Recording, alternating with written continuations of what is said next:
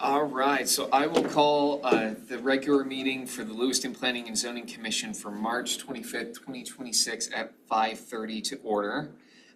So number 2 is citizens' comments. So this is an opportunity for citizens to address the commission with comments and or questions about Planning and Zoning Commission related matters that are not a public hearing action item on this agenda.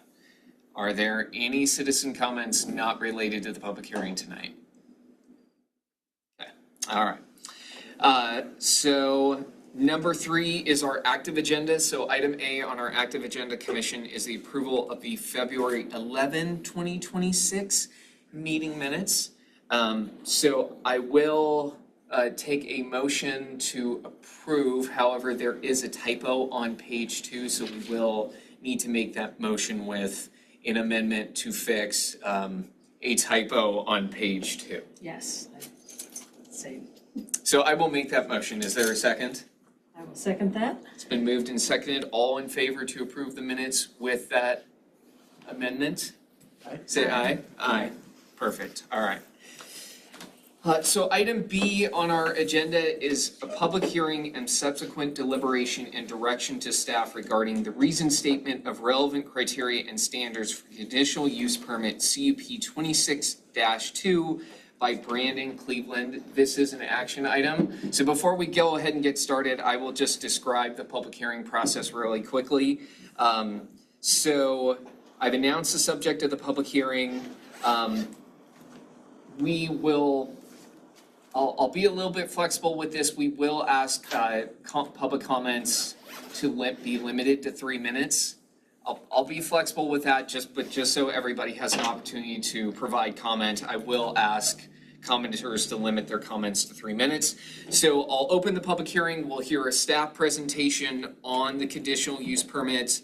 We will hear from the applicant on the conditional use permit. Then we will open it up for testimony from the public.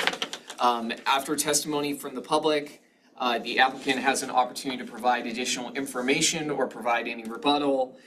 During that time, commissioners, you are more than welcome to ask questions, and then we will close the public hearing. Just a reminder that when the public hearing is closed, no additional information can be brought before we deliberate the relevant criteria and standards and make a motion to approve or deny the conditional use permit.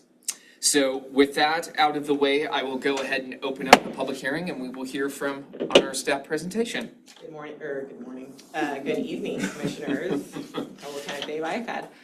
Katie Hollingshead, assistant planner. Tonight I am presenting an application for conditional use permit 26-2. This is a request for a multifamily dwelling in the low density residential R2A zone. And the application in front of you is for a 5-plex. Can you speak up, please? Sure. Let me angle myself, maybe that'll help me project. Okay, so our subject property is an undeveloped flag lot. It is located in the orchards at 3112 6th Street. It has a 20-foot flagpole that connects it to, I'm shared.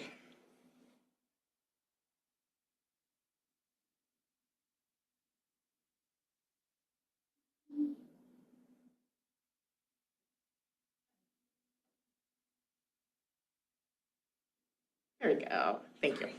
It has a 20-foot flagpole that connects it to 6th Street and also fronts Nez Perce Grade. But the topography along Nez Perce Grade does make access from that road nearly impossible. And we'll see photos of that later in my presentation. 6th Street is considered a local road in our transportation network, while Nez Perce Grade is considered a minor arterial. The surrounding neighborhood, so on our map right here, subject property is right here. Its flagpole goes to 6, which is right here. This is Nez Perce Grade. You can see Stewart Avenue is up here. Preston Avenue is down here. The surrounding neighborhood to the east, so this area, is mostly single-family dwellings with a couple of duplexes kind of sprinkled within. Property to the west across Nez Perce Grade is this ravine and is undeveloped. So this is the same map. This just has our zoning layer turned on. So you can see this yellow color is that R2A zone. There is some R3 farther north on that Nez Perce grade side. And then there is a little bit of F2, which is an agricultural zone up here off of Stewart. So our R2A zone has a minimum lot size of 7,500 square feet for a single family dwelling, 10,000 square feet for a duplex, and requires an additional 4,000 square feet for each dwelling unit over 2. So the proposed 5-plex would require 22,000 square feet of lot size. So again, same map. This has our comprehensive plan future land use layer turned on. So you can see this kind of brighter yellow color is our neighborhood residential designation. This darker orangey yellow color is the commercial residential designation. So it is located in that neighborhood residential designation. And this designation is a relatively low intensity, primarily residential place type that includes a variety of housing types. Examples of these housing types would be single family homes, duplexes, and small scale apartments. And this comes from our comprehensive plan on the city website. Residential multi-unit is identified in this designation as what's called a supporting use, which is why it requires that conditional use permit. That supporting use calls for 1 to 8 dwelling units per acre and up to 12 units with additional consideration. The part that's cut off here at the bottom is that this request would be considered 9 dwelling units per acre. So as I previously mentioned, 22,000 square feet is what is required for a 5-plex. This is a record of survey from when the lot was created. I was able to get a copy of this from the city surveyor. This lot was created in 1998. The body of the lot is 150.06 feet running north to south. And this interior lot line is 130.93 running east to west. And then there is a 30-foot long flagpole with a 20-foot that is 20 feet wide. So all those numbers added together make 22,247.35 square feet. And that matches the warranty deed. I'm sorry, did you say that was 30 feet long? It's 130 feet long, Thanks. 130 right here. For the purposes of creating a record, can we not have comments from the Sorry. audience until the time for public comment? Sorry. Or if it's questions from the applicant, wait till the applicant's time, because we need to be able to identify the speakers in our record. Thank you. Okay, so this is a site plan provided in the application. The applicant is proposing a 5-plex with 3 interior units. That would be the B, C, D right here, that are 2 floors. And the N units, A and E, that are single story. Building height for the 2-story units would be 18 feet tall. Maximum allowed height in this zone is 35 feet tall. The interior units, so again, B, C, D, each have a footprint of 560 square feet, so they are 16 feet wide by 26 feet deep. The end cap units have a footprint of 910 square feet, so they are 26 feet wide by 36 feet deep. So the building footprint in total is 3,500 square feet, or approximately 17.8% in lot coverage. The applicant also proposes to provide some storage sheds that you can see over here. Each one of those would be 200 square feet, so 5 of them, so that's 1,000 square feet. So that adds an additional 1,000 square feet of lot coverage, which pushes that total lot coverage to about 22.5%. As part of the proposed plan, 2 of the units are listed as being suitable for Americans with Disabilities, the ADA Act. So part of the requirement that is not shown on this plan but would be required at building permit, should the permit be approved tonight, would be the requirement for an ADA parking stall. Standard parking stalls are 9 feet wide and 18.5 feet deep. An ADA parking stall is 11 feet wide with a 5-foot exiting strip that slashed strip you see when you're in a parking lot. So one of those would be required. And parking code also requires a 26-foot backup aisle. So that would be this area here. The total setback that is being shown by the applicant is 46 feet. So that would accommodate both 18.5 feet for the stall depth and the 26-foot backup aisle. City code requires 1 parking space per dwelling unit currently. Applicant is proposing to provide 10 parking spaces because the units are 2-bedroom units. Moving on, so there are 2 sewer easements along this property. There is a sewer access easement that follows the entire flagpole down to where there is this manhole in the corner, southwest corner of the lot. And I'll show you pictures of that in a minute. And then there's also from that southwest corner, the sewer line goes diagonally across the lot to service the neighboring properties this way before it hits another sewer line and cuts across to the road. So there's both a 20-foot easement there so that the city may access that manhole and provide any sort of servicing work that needs to be done, and then same for an easement that goes on either side of the sewer line itself. And then as provided in the application by the applicant, some photos. So this is a general idea of what the 2-story units would look like. So it would be just like this, 3 across. And then on each end, there would be a single-story unit that would flank the 2 end caps. So this is that front view. So this is what they would walk into. So this would be facing the east side of the property. And then the rear view with some little patios. This would be facing the west side of the property, looking out over Nez Perce Grade. And then some photos of the property as it exists currently. So I'm standing on 6th Street for this photo. I'm looking west down the flagpole, which is this grassed area.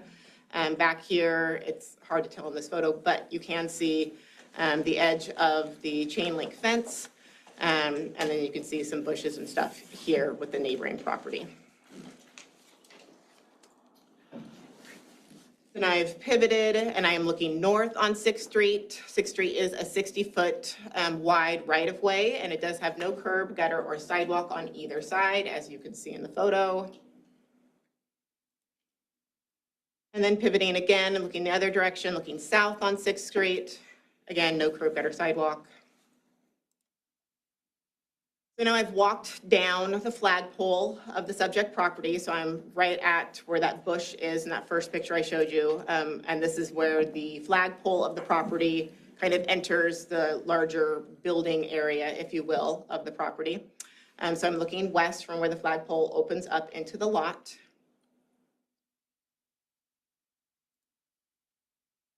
And then turning and looking north, again, you can see the neighbor's fence right here, looking north across the property. So now I've gone to the far western edge of the property. So this is that manhole that I identified in the sewer easement that sits at the southwest corner of the lot. And then turning and looking north along the property line this way, you can see Nez Perce Grade is down here. Pivoting again and looking northeast, kind of diagonal across the property, so you can see single-family dwellings that sit on the east side of it. And then pivoting again, kind of this bushy area is where the flagpole goes all the way into the property, and that is part of that utility easement that the city has for that sewer. So I'm basically standing on the sewer manhole. And then I went down to Nez Perce Grade, so you can see what the property looks like from Nez Perce Grade. There is quite a bit of topography difference, as you can see. This is the cliff. So I'm looking southeast at the subject property. So up in this corner is where that manhole is. This is the property going across.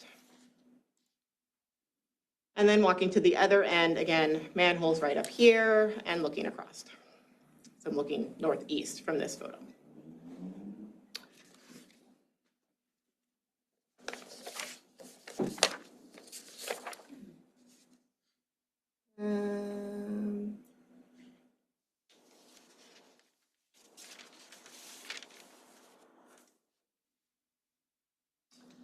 So let's see, traffic generation and stormwater runoff from the proposed development will be addressed by the Public Works Department at time of building permit application. That's how that normally occurs. I do have Pat Severance from Public Works with us tonight if there are any questions regarding either of those two items. Because this is a flag lot, a fire access road will be required to be installed. And I also have our fire marshal here tonight to answer any questions that the commission might have regarding fire access road, fire access turnaround, and those sorts of things. My understanding from the applicant, because it is a 5-plex, he will be sprinklering the building because that is a requirement from both the International Building Code and International Fire Code. And with that, I would stand for questions from the commission. Any? Just for my, and I think I saw it because that's my stomping grounds. There will be no access directly from Nez Perce grade to the property, correct? No access from Nez Perce grade. Okay. If I can, Go for it. for a refresher, 42, what's the full distance from Nez Perce in the property to the front? Because I think there wasn't a 42-foot setback from either. Oh, the applicant shows 46 feet from the edge of the western property line to the building footprint itself. Okay. And then 46 feet on the other side also. Okay. Yeah. In my head, it was 42, but it's not hanging off the cliff, and we don't have to worry about it. No, there is- Engineering. Yes, there is some Yeah. yard provided on the west side of the building. Okay. Thank you.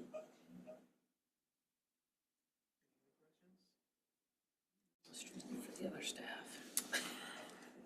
Well, you're more than welcome to ask the other staff if you have a question too. Yeah, no, I just have more fire and stormwater questions. So now would probably be the time to ask, though. They don't have presentations, Okay, they're just so here in case you have questions. where is the nearest hydrant? Would you be able to bring up the map? The city GIS. Say who you are. Oh, I'm sorry. Julian Sorrell, City of Lewiston Fire Marshal. Can we pull up the GIS and have the hydrants turn on?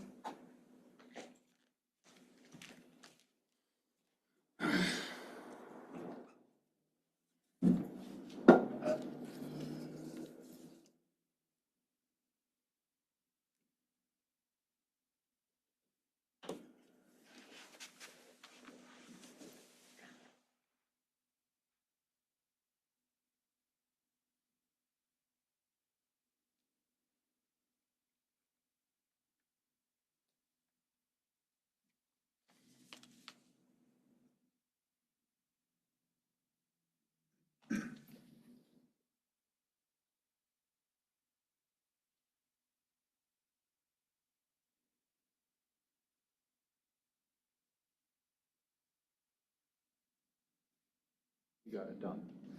Thank you. Yeah, the mouse has a pointer. Thank you. So the nearest hydrant is right there where you can see at the intersection of Vista Avenue. It's approximately about 2.5 lots away.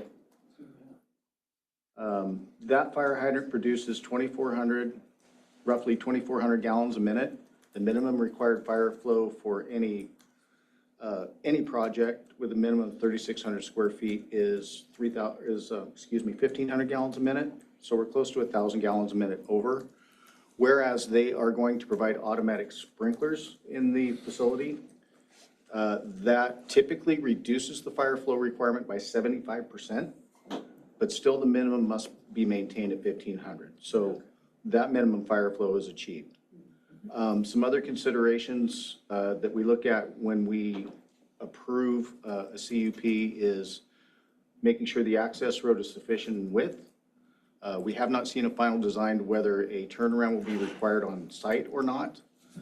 But whereas they are providing automatic fire sprinklers, typically if there were a fire to occur in this structure, that fire would be contained within the incipient stage, meaning it's not going to go beyond the compartment where the fire originated. Typically, when we have a fire response with fire sprinklers, we need one apparatus to show up. And mostly that's to turn the water off, do mop up, and evacuate smoke. Some of the issues that or probably a misconception, is that this road is not intended for people to leave during a fire event. When we show up to put out a fire, we're gonna be running hose up that road. So everybody that's on that side is gonna stay there until our operations are commenced. So with that, we also like to have people on site that we can do interviews for fire investigation afterwards.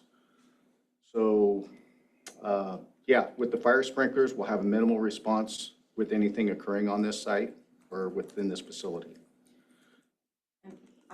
I could be corrected, but I distinctly remember within the application process there, or in the paperwork, there was something about a fire turnaround. In the, I do believe so. I think it was addressed in the application. It's been a little while since I've seen Yeah. that application. Yeah, and it was a positive statement about making certain that there was the appropriate fire response turnaround. So I'm assuming it would be at the end of the Yeah, road. so when they create the fire access road, that requires a 30-foot turning radius right here with an extension from the center line of this road to extend at least 70 feet. Now, and that also includes road that would extend from this center line 70 feet this way. That's so that a fire truck can either come in here, affect operations, and then when we're done, back out this way and come back out, or just come in this way, affect operations, come this way and come back out.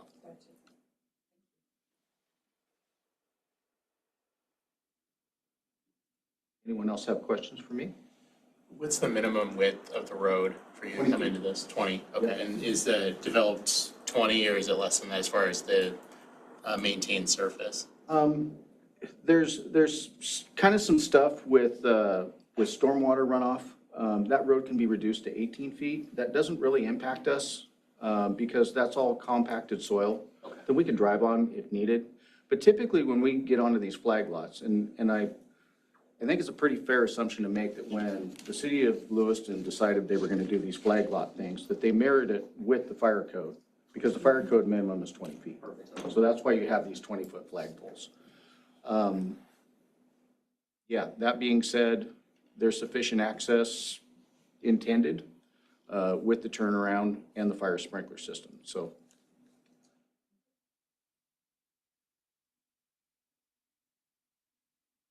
Other questions would be probably for Pat.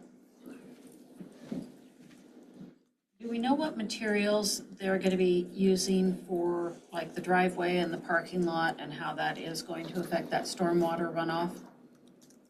Pat Severance with Engineering Department. I believe this is going to be compacted gravel, isn't it? Yes. So. Okay. Pat, will you please make sure that you don't address the audience because we have to identify them in the record? Thank you. Specific to Julian. If there's questions later for the applicant, then we can address those with Okay. the applicant when they have an opportunity to identify themselves. Thank you. Well, my question for Pat was mostly about stormwater drainage. Okay, so compacted gravel is a lot like any impervious surface.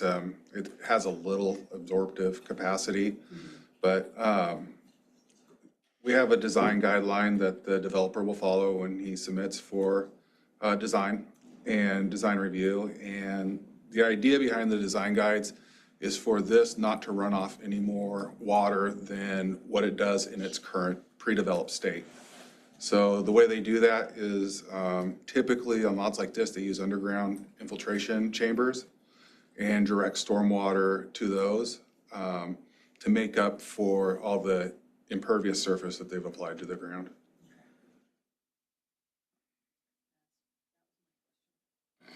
Okay. Pat, just for my edification, that would be a requirement that be followed for it to essentially be approved through your department, correct? Okay, okay. Commission, any other questions before we hear from the applicants? Do you have, my brain's going over time. Probably a question for Katie. You said that, what is it, 6th Street that's going by, currently 60-foot wide, no curb, no gutter, no sidewalk. Is there going to be any requirement for any of that to be put in anywhere in that Katie Hollingshead, Assistant Planner. No, this sort of development does not, because it only has that 20-foot flagpole, the requirement is limited to improvements on that 20-foot flagpole where it would touch the road. Okay. So there aren't gonna be any, like, rerouting delays, things like that happening to the nearby residents because of changing that road? I wouldn't believe so. I mean, with any kind of construction, there Yeah. might be something, but only that 20-foot flagpole entrance is what the applicant would be required to improve. Okay. Thank you.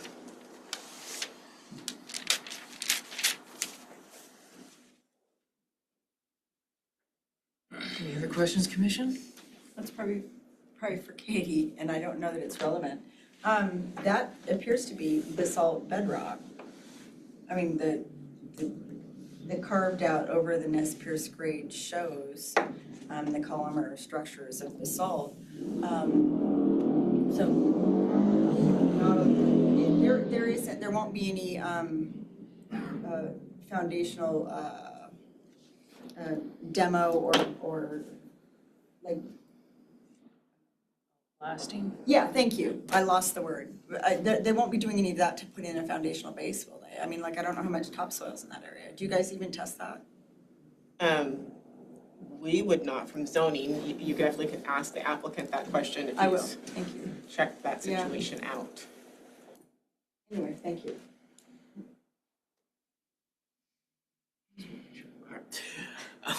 All right, so if there are no more questions for staff, then we will hear from the applicant.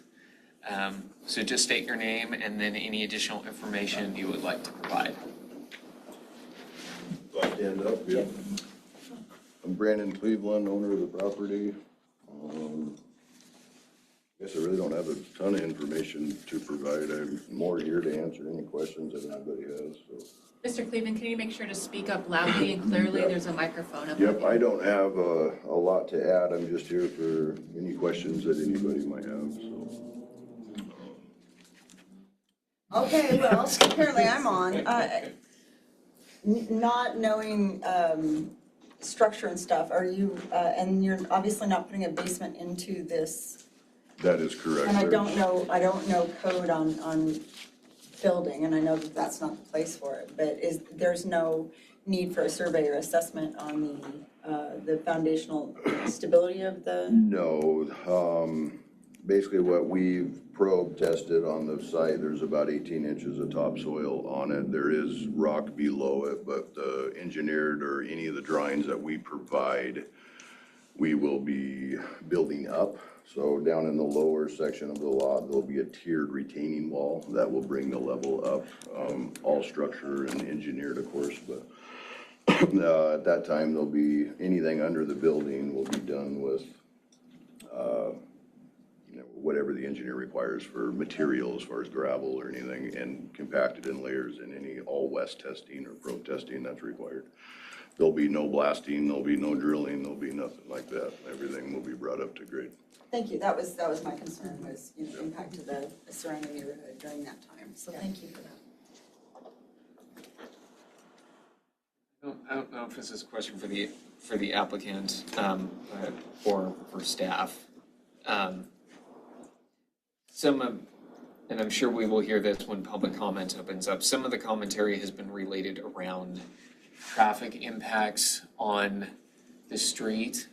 Has there been any consideration of that? Like, what do you anticipate for traffic to turn into the property? I know the plan includes 10 stalls for cars, but has there been any consideration for traffic on 6th Street? And I admit I don't know how wide 6th Street is. 60 feet. 60 feet, thank you. So has there been any consideration of that? I mean, what kind of traffic do you anticipate, if you know?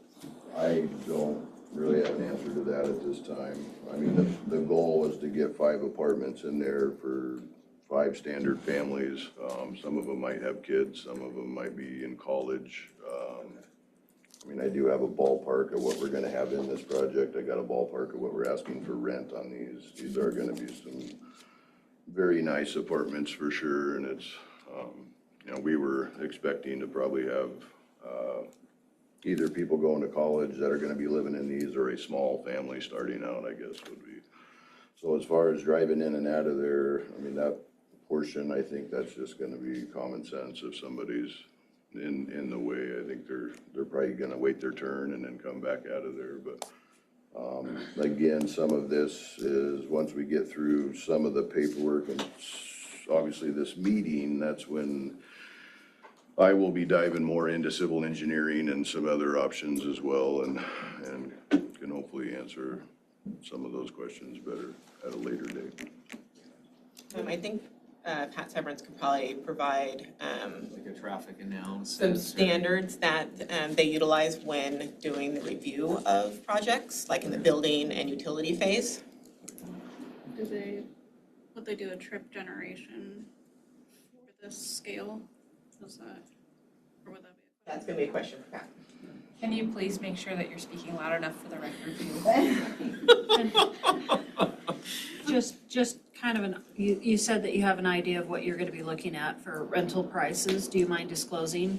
Yeah, and again, these numbers may change as well, but we're gonna have approximately 1.7 million into this project, so we were going to be asking 2,500 to 2,800 per unit.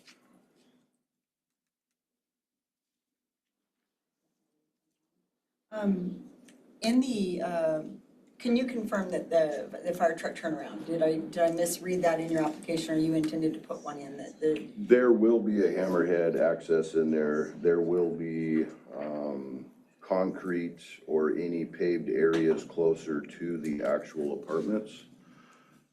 There's also gonna be gravel, that's gonna be a full hammerhead, so. Can you put up Yeah, So my primary concern on that was, if I'm not mistaken, the storage unit in the application was displayed where it was abutting the fence, so it was backing up to the property to the east of it. it would be to the north of that property line. Okay, so apparently I'm not, So right here is where the Oh, storage units okay, are, gotcha. and then there'll be setbacks there, per code as far as, Yeah. I believe they're 6 feet. in my head, I had it on the fence line Right. and was concerned about the 75 feet that the fire truck would Correct. need. So So no, starting from the apartments over to the property line, all the way across will Yeah. either be gravel, compacted, or it will be concrete. As well as this whole access road through here will all be tested through All West, and it will probably go to the very end of the property back here. And so this will be a full hammerhead access that you can back up and come back out. thank you. Yep. Thanks. Do you have any plan on a sidewalk or anything else between the parking stalls and the units there? Yes, there, especially for the ADA as well, so, there will be at least a 4-foot setback, or 5 foot probably, from where the parking curbs are to the actual apartment itself. And so, just to match everything to make it look nice, because that's our biggest thing, we want, you know, everything all finished off, especially landscaping. We'll probably, even though the other units are not ADA, we're probably going to match that as well and have sidewalks through the whole front. The pads on the back are not gonna be very big, they're probably gonna be 8 by 8 is what we're guessing at this time. Has there been any? Patio? Yes, correct, yes. I just needed clarification on the pad. I'm sorry, Zach. No, you're good. Has there been any kind of easement review to know if there's any private restrictions or other things that would prevent the use of that flag lot for this purpose? Just what we've had from previous record as far as the easements of the sewer line, and so that back portion was, sewer easement, and then the side right here, I believe, is just the access portion to it, is all that we were aware of at this time.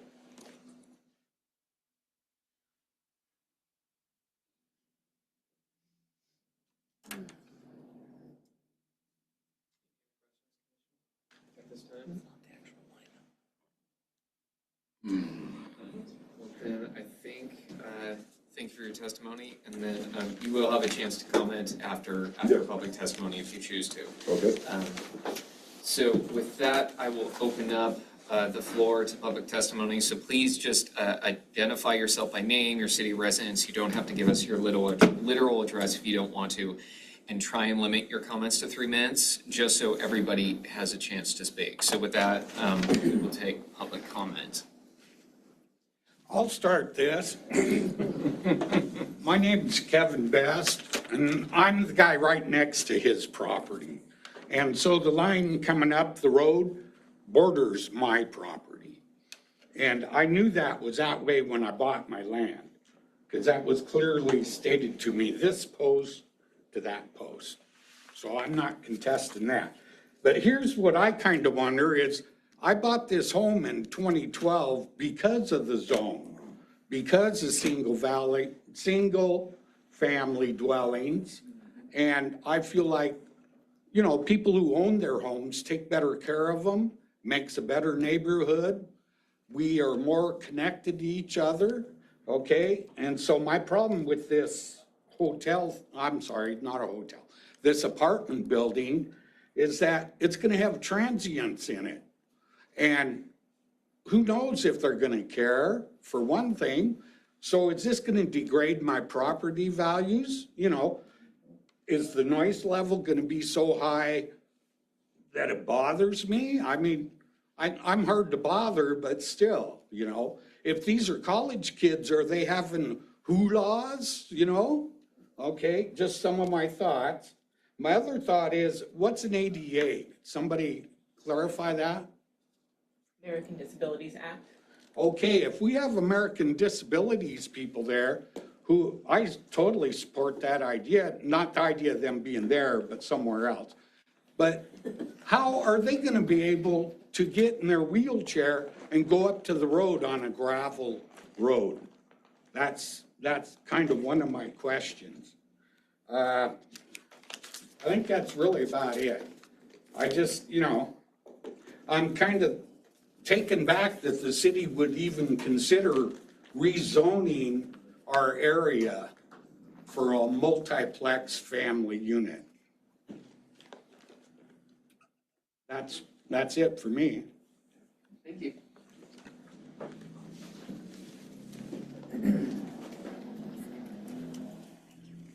Hi, my name's Dale Andrews. I live at 3119 across the street, across 6th Street. The pictures you're looking at are, you would have to look at it with your eyes. They're kind of deceiving. They look bigger than they really are. If you look at the measurements, it's not that much property. Maybe it's within the rules or something, but like Kevin stated, we live in a single unit neighborhood. I've lived there for 42 years. I have one little view through there, and this is gonna block that, which is, no, you know, I can't help that. But the traffic situation, I was wondering if anybody could answer. Down by Beacon School, they have put in 10 lots to be built on. And then above Sportsman's Warehouse there, by the big house you all see, there's lots leveling off there too. They're gonna put houses in down there, it looks like. So the traffic is gonna get pretty darn heavy if 6th Street is a dead-end street. It's in and out. So that's double the traffic.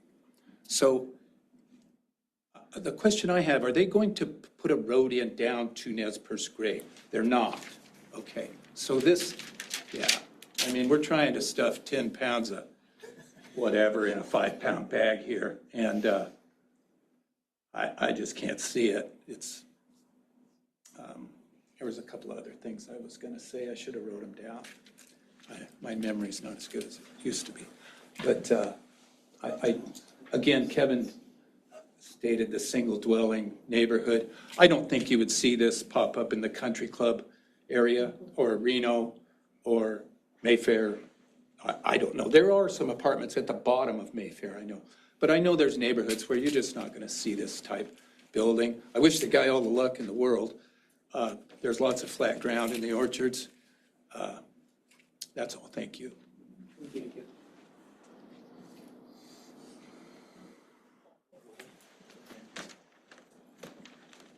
My name's Tim Graves. I own the 3116, which would be kind of diagonally to where this would be, just kind of across the way from Kevin. And similar to what they're saying, 6th Street, you already laid out. No sidewalks, very little lighting. There's like, the closest street lamp is half a block down. People walk, when they walk, they're just on the side of the road. Literally, there's no shoulder. It's just you're in somebody's yard. You know, there's no lines painted or anything. It's just, like you said, it's just a dead-end street. So when people are walking in the neighborhood, they're just walking on the side of the road. There's kids riding bikes. There's pets running all over the place. And now you're gonna put 10 cars down what's essentially just an alley that's gonna be coming into this street at all times of the day and night. And he even said there are probably gonna be kids there. No sidewalks, are just gonna be walking up and down that lane. In addition to the 10 cars going in and out. These days with deliveries, you're gonna have FedEx, UPS going in and out of there. You're gonna be trying to get, 3 garbage truck, composting, recycling down there. They're gonna put dumpsters in there. That's gonna be great. Whenever, if you've been around dumpsters, you know how loud that's gonna be when they're unloading those. People leave the lids open, trash is blowing through your yard. And we got, 3 months of 100+ degree temperatures. It's gonna be sitting there baking those dumpsters all summer long that we get to smell. I mean, come on. I think it's ridiculous, but anyway. Turnover, there's gonna be, like these guys have already said, this is a single family neighborhood. There'll be people going in and out of there, moving, multiple times a year. That's more people going in and out with moving trucks, et cetera, et cetera. There's a noise, traffic, lights. I mean, the whole nature of the neighborhood changes with this. I think it's unfair to go from this type of a zoning to add this in when it just changes the entire, it fundamentally changes our neighborhood. And it's all for the worse in my book. So I would just encourage you not to pass that. Thanks.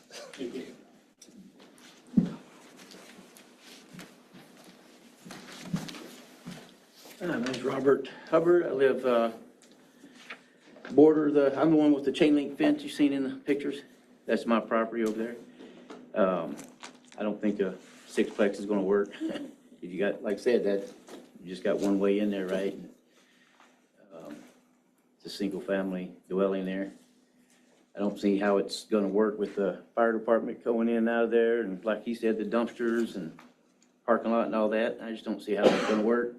I think I speak for everybody. We really don't want that.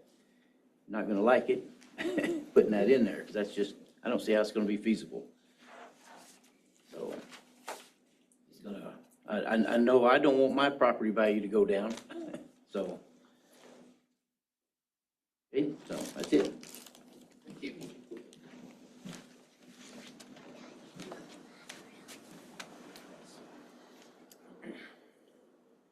Jennifer Van Tassel. I'm at 540 Stewart Avenue. That's 3 houses to the north. I had a question about fencing.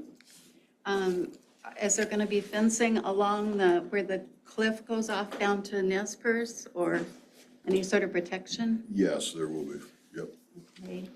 And I wanted to mention that 60 feet of road on 6th Street,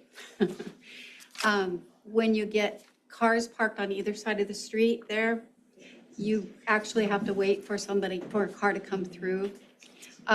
My husband was really, really sick and died a year ago. And he was carrying loppers with him in his truck because the house that's in front of this property has a shrub that was growing out, and he was afraid that his pickup might get scratched. So he was having was ready to stop. Somebody did finally stop and lop it off, but, let's see.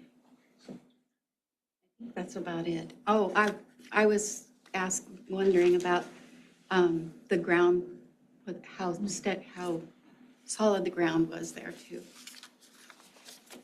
Thank you.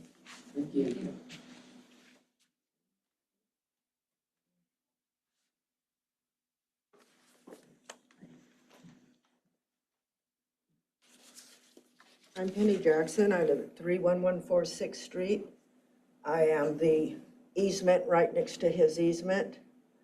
I have found when it does rain a lot, that the water is so heavy when it flows down my easement, that it literally ate out my gravel compact easement and had to be repaired, and I had to bring new gravel in. It also came down so fast that it washed my fish out of my pond. It was like a river coming down there. It's nothing minor at all. And I have what is required as a fireman access road. I have found that people do not want to come down an access road. UPS, the fire truck, my basement had a broken water pipe, and the fire department stayed on 6th Street. They didn't even want to come down the easement. And so having 20 feet may look possible on paper, but in reality, it is not a two-way lane. Nobody's ever tried to make it a two-way lane. Anytime somebody comes down my easement and there's another person coming into my easement, they get over on what would be his easement. So there is no turnaround, there's no alleys, it's one way in, one way out. The thing is with the noise, you can hear Kevin when he's talking in his yard. I can hear Tim when he's talking in his yard. They can hear me when I'm talking in my yard. When you bring 5 complexes in with 10 to 15 people, not to mention the noise of these heavy trucks now that are going to have to come down that driveway. First of all, I don't believe that this is a feasible situation. I have brought in a petition that I have left with this woman here, that the whole neighborhood signed that petition. I also brought in a statement from the true size of that lot that was from the county, and it is a .49. It is not a .51 lot. It has been recorded. This is to make money. This is to destroy our property. I hunted all over to find a single dwelling quiet place for me to retire, and I found it. And now we have a developer who unfortunately wants to come in there and place a 5-plex unit. It's not even reasonable. A duplex, yes, that's reasonable. That's the size of the lot. According to what I have investigated, a minimum of 0.86 acres is required for a 5-plex. And to shove a 5-plex into something that's almost half that size is absolutely ludicrous, and it takes away the integrity of our neighborhood. I had an RV because I used to be a school bus driver. And so I know for a fact, just to get my Class A down my driveway, I had to almost go into the neighbor's yard to get that tail swing. And so I know all about the tail swing too. And it's not as easy as it sounds on paper.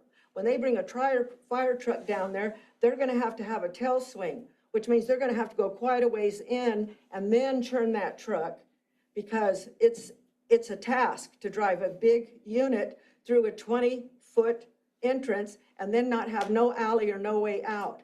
He will have to block the cars will have to be out of the way, the parking lot's right there, the turnaround is almost impossible. And so it will not be a quick and easy thing. And as far as fire goes, that could be, maybe you do have sprinklers, but that doesn't mean that fire's not going to take off, jump the fence, and hit our properties as well. So I ask you to please leave our zoning as is, to look at the petition that has everyone on the whole block from 6th Street and Preston all the way down to Stewart. We have already got plenty of traffic from the new situation that's down the street that is dealing with the Beacon School. They have had a lot of issues with the people trying to come in and cut off their water supplies, etc. And I know this because I go to the church and they're a Adventist church and they try to keep things low. Low density is what we moved there for. Low density is what we want. That road is not legal for heavy traffic. It is not legal to be able to turn around on it without approaching Kevin's property or mine. I have an easement that gives me that property, that easement for me. And I don't want my easement being broke down, that I have to turn around and fix it and use that money that I don't have because I'm a senior citizen.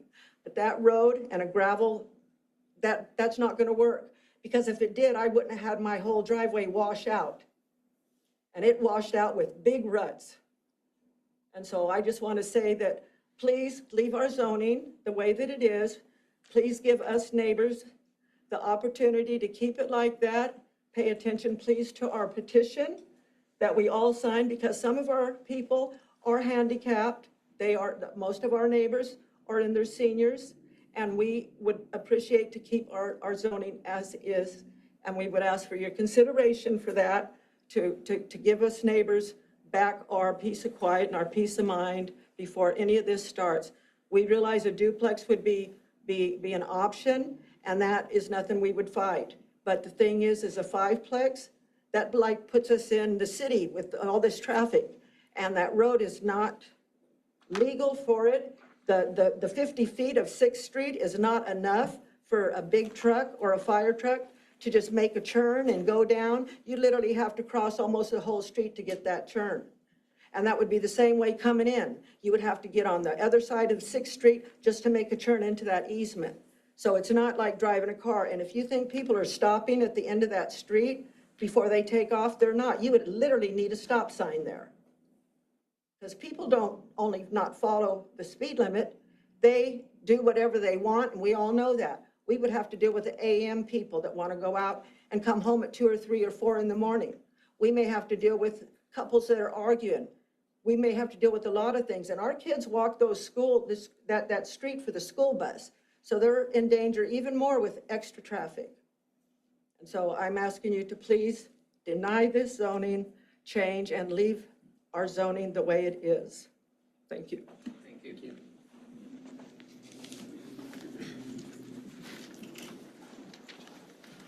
Good evening.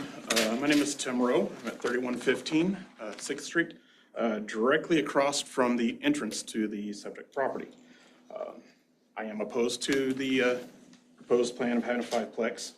So some of my concerns are as we're having 5, 10, maybe more additional cars of visitors coming in and out of there at the night, in particular, headlights are going right into our living room and into the primary bedroom or master bedroom of our house. So that at all hours of the night, that could be a problem. Another thing,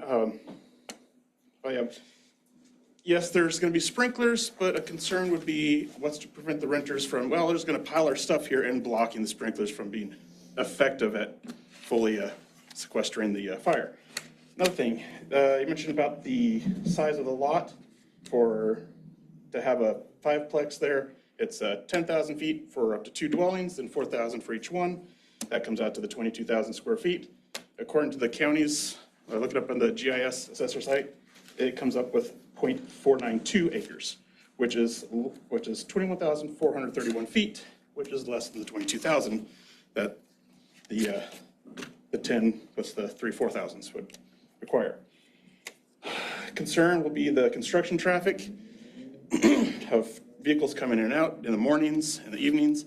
Also, if they're coming in and out with materials, with taking dirt or other stuff in or out, that'll be traffic more on 6th Street. 6th Street is not 60 feet wide of pavement. It's 20, maybe 25 feet. It's, I guess, probably about from here to the wall. It's not a 60-foot wide multi-lane road.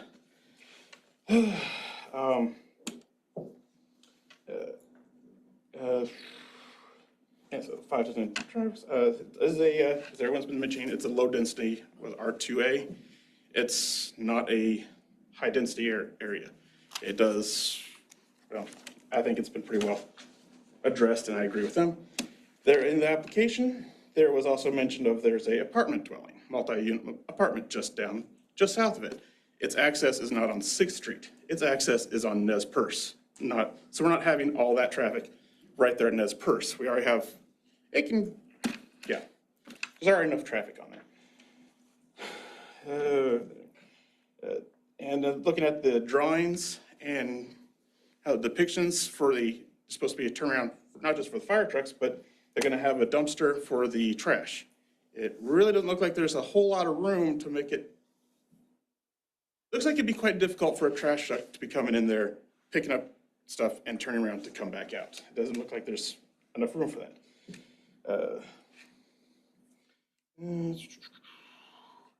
And I think that's my additional thoughts and concerns. I would ask that you deny it. Just like everyone was saying, it's a low-density area. Just move there to low-density area, and now we're going to be putting more, putting high density in.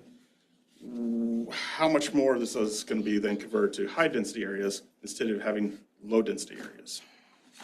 Thank you. Is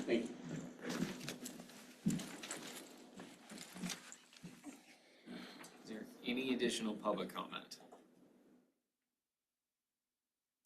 All right, well, If I could just add one thing, I've lived there a long, long time, longer than all my neighbors. Oh, I'm you sorry. can add additional comment. You just have to come up to the podium and state your name again. Oh, my name's Dale Andrews. I live at 3119. It's been a long time, but the canyon itself is a tinderbox.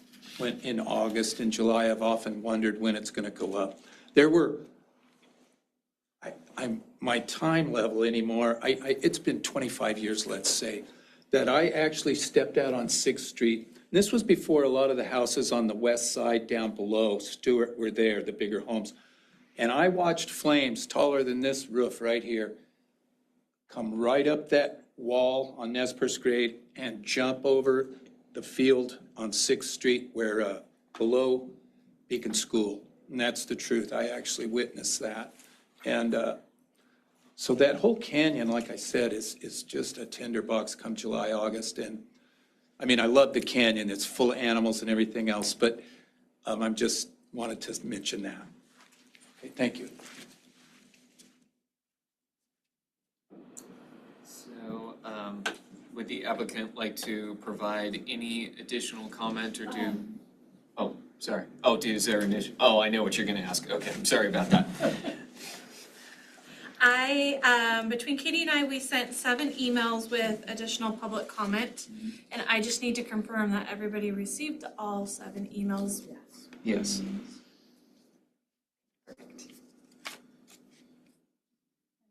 Oh, thank you. All right. I had something I wanted to say. Jennifer Tangano, City Attorney. I just wanted to note that there have been multiple public comments related to this property being rezoned. This is not an application for a rezone. This is an application for a conditional use permit.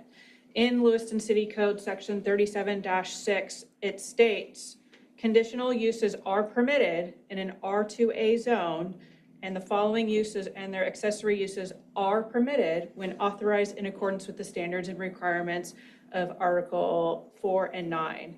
And number 8 of that is a multi-family dwelling that meets the standards of Section 37-124.1 of this code, which in and of itself states where multifamily dwellings are allowed as a use permitted outright or as a conditional use, the following standards shall apply. Parking must be paved and meet all requirements of Article 7 of off-street parking and loading. And where more than one detached single-family dwelling exists on one lot, the minimum required lot area shall be the minimum required by the zoning district multiplied by the number of detached single-family dwellings. You've received multiple comments related to different building standards and other things that are outside the scope of what's considered the requirements about whether or not the commission can approve or disapprove of a conditional use permit. And for the sake of the record, I want to make sure that we're reading that out loud, because as the commission has additional opportunities to ask questions of the public, the staff, and the applicant, these questions should be more focused on the actual standards that you are to base your decision on tonight, and not ancillary or unrelated conditions that, while they may be used to inform the commission in making their decision on whether or not that information supports one of your decisions, they are otherwise not a part of the considerations for the commission. Again, this is related to an application for a conditional use permit in the R2A. And as long as the information provided to the commission supports a decision, the use is permitted as a conditional use. This isn't necessarily a by right use where no input from the neighbors, the applicant, or staff is required, but this is one of those things, one of those land uses that, because it's already permitted with a conditional use permit, the things that the commission is asked to consider as relevant criteria and standards is whether or not the proposed use of the property will result in conditions that will tend to generate nuisances, including but not limited to noise, dust, glare, vibrations, odors, and then the like, or if so, that any anticipated nuisances will be appropriately mitigated. The proposed use is or is not a public necessity, and but is or is not justified by the applicant and deemed to be of benefit to the public. The character of the proposed use, if developed according to the plan as submitted, will or will not be in harmony with the area to which it is located. The proposed use will or will not endanger the environment or the public health or safety, and the proposed use will or will not be in substantial conformance with the comprehensive plan. So the information that you're receiving tonight related to comments about rezoning this property, this is not a request to rezone the property. So I would take that for what it's worth. But other conditions related to testimony provided tonight, if it helps you inform any of that criteria, I would ask that you take this opportunity to ask clarifying questions or to gather the information that's needed to support one of those 5 determinations, because you will be asked to explain in detail what information was presented tonight and why it led you to the conclusion that you reached, so that it can be properly explained. Where there's conflicting testimony tonight, make sure that you ask all your questions now while the public hearing is open to clarify that. It sounds like there's been some questions about the size of the property and whether or not the size provided justifies that 5 limit or that 5 units. Information such as that is definitely relevant to this, but questions about the width of 6th Street, that's not relevant to whether or not this applicant's land use in and of itself at this stage of the process should or should not be granted, unless you're able to point to something specific about whether or not it'll create a nuisance, is a public necessity, is in harmony with the area, endangers the environment or public health or safety, or will not be in substantial conformance with the comprehensive plan. If this property were developed as for any of the other permitted uses, there's a very high likelihood that this commission would also get similar objections about the type of density or the type of permitted uses. Because of the fact that there's concerns about this being more than one unit, I would note that a use permitted outright for this property includes a manufactured home park, a mortuary, a school, a preschool, and a tiny housing village. There are additional development considerations related to the density and some other things as far as some special conditions, but those are permitted uses by right. A 2-family dwelling is also permitted by right, and there's development considerations that are a later part of the land use and development process. Right now, you're just being asked about the land use. Can this property owner use this property as a 5-plex? And then to base your decision on the criteria in city code related to whether or not the applicant has met the conditions of the conditional use permit. That's it. Thank you. So, Commission, before we ask any additional questions related to staff, I will ask that we let the applicant provide any additional testimony before we go into final questions, before we close the public hearing, if that's okay with everybody. Okay. So is there any additional comments you'd like to provide, or? My name is Brandon Cleveland. I'm the owner of the property. I do not have anything to add, unless there's any other questions for me at this time. Commission, are there any additional questions for the applicant at this time? So a concern that was brought up was the entry of the flag lot and the compacted gravel, which one of the testimonies addressed with the bedrock underneath it, it washed. You know, these gully washers do a gully wash. Is there, in the event that this happened yet again and impacted that property, but also your property? Correct. How would you mitigate that being a repeat? Again, when the final drawings are turned in, and I plan on having a much better detailed plot map for everybody. But our goal for that is where the tiered wall is gonna be the retaining wall on which would be the west side of property. That's where there will be a storm drain back there, and so we'll bring the proper material back there and add that and provide a swell drainage for all the rainwater, not only on the gravel and asphalt and concrete, but also all the stormwater coming off the actual apartment itself for the fiveplex. There will be a containment on the west side of the property for all that water. Going through the drawings that were proposed and kind of Katie's measurements, it was indicated that units A and E would be 910 square feet, but the B, C, and D would be 560. I'm assuming that's the 560 square foot footprint? Correct. That is Upper correct. floor, so you're guesstimating, what, 1,100 square feet of living Correct. space? The three center units will be a little bit more square footage than what the ADA units would be. And what figures or what data, other than the total projected cost of the project, did you utilize to come up with your $2,500 to $2,800 per month? Because, you know, one of the things this panel looks at consistently as far as public need Correct. is affordability. Okay. And, you know, we have a lot of people that come in and talk to us about affordable housing options and things like that. And so when I'm looking at it in terms of comparative. Right. And 25 to 2,800, just on kind of some rough math, that's somebody working full-time making $18 an hour. That's their entire monthly salary after taxes. So I'm just kind of trying to figure out who this is. You know, you talk about college students.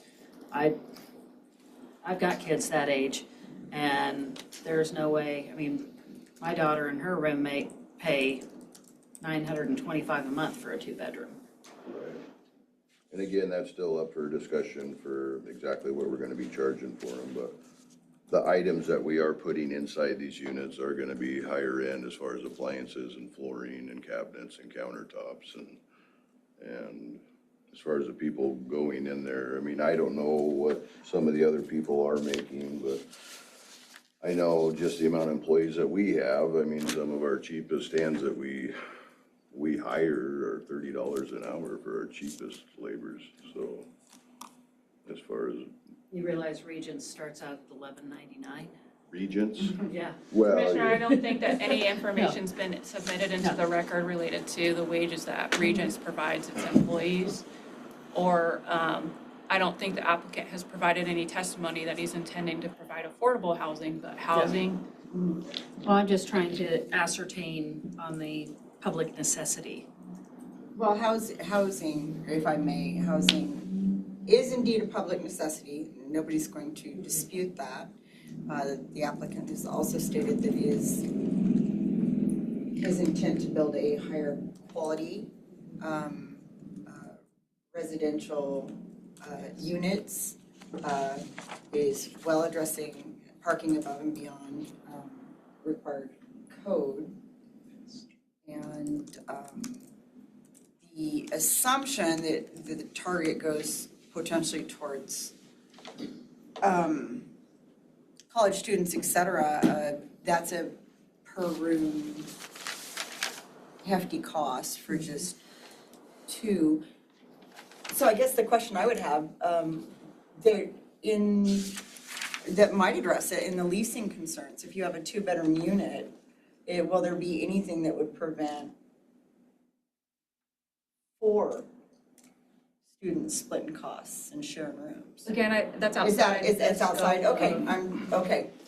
I was thinking traffic, so forgive me. Yeah, that's kind of where I'm. Now, if you have questions about traffic, that would be one thing, but. Overflow parking then would be the next The cost of the unit, those kind of things, whether or not a unit could accommodate a specific number of people, that's later in the process related to the certificate of occupancy. I think in my idea, less Marine's cost, but more what is being presented to us, the assumption of a 2-bedroom would be 2 vehicles. Overflow traffic might be a consideration because traffic's been brought up by the public comment heavily. Additional traffic, not only on 6th Street itself, but the restrictions in trying to turn off of 6th or onto 6th with oncoming traffic either way. We have a adjacent resident in also an access flag lot that has expressed her own experiences in getting in and out. So will there be overflow parking in your plan if in fact residents exceed car spots? My overflow parking was, just from what I understood, it was required to have 1 parking spot per unit. And so we were gonna add an additional one in case there was That's a clarity. secondary car in there. That was our overflow. Thank you. I'm gonna add a comment to that too for the applicant. If the applicant were to be building and Jennifer Tangano, city attorney, if the applicant were to be building a single-family home with 8 bedrooms, I mean, this is a pretty large lot, and they had 8 individual people living there, the question about the car load would be the same, but it would be a use permitted by right, and the neighbors wouldn't have any ability to comment. So, whether or not this use and the traffic that's generated, again, is a later stage of this. Now, if that's related to public health, public safety, is it creating a nuisance? Again, the question is the particular use that's being identified going to create a nuisance related to what is considered a public nuisance, not necessarily a private nuisance where it only affects a little bit, but is it a public nuisance where it's going to affect the city as a whole? Is it, some kind of operation that's going to generate an unusual amount of dust, odor, smell? This commission has looked at and received comments in the past related to other applicants, and some of those, private right, private property concerns are usually outside of the scope of whether or not this is appropriate for a conditional use, where city code already identifies that it is permitted, but for the considerations that are being provided to you. So some of the questions related to the value of the units, that kind of stuff, I caution the commission not to make a decision on that because it's unrelated to most of the considerations that you're being asked for today, but is otherwise, I guess, prejudicial to the applicant, where the commission is not asked to evaluate the value of any other particular rezone or conditional use, where the value of the individual unit that's being developed as a result is not a factor or a consideration.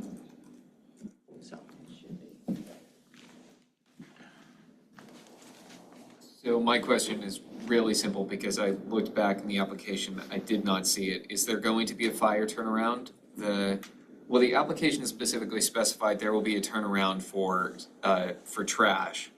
But it did, unless I missed it, it did not specify for fire. So, did I miss that? Or is there a plan for a turnaround for fire? Sounded like there was supposed to be a hammerhead. Okay. It was stated that that is specifically going in, and my concern about where the storage units were, which may or may not impede the 75-foot requirement as defined by the fire marshal, has been addressed. That was my concern. So I believe that garbage and/or fire would have the abilities to pull, and in fact, it was demonstrated to pull in, to back around, and then back out as needed. Is there any other questions for you? This might be, so Ask and we'll there was a comment in regards to the GIS mapping for Nez Perce County, stating that the acreage is 0.492. So just to clarify, it is 0.51. So that's why I showed the slide where I actually did the math based on the measurements, not because there have been more than one acreage count presented. So I did it based on the actual measurements of the lot, based on both the record of survey and the warranty deed. And I did confirm with the city surveyor that the record of survey and the warranty deed, those numbers match for those measurements that I showed on that slide. The 150.06 by 130.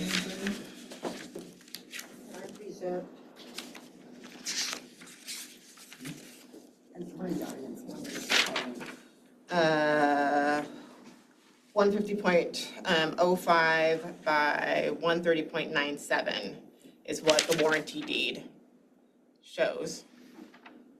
So that's where, so similarly, I mean, 0.06, not 0.05, is what the record of survey shows. So that matches the warranty deed. And that was one of the items that was provided as part of the public comment that was forwarded to all the commissioners.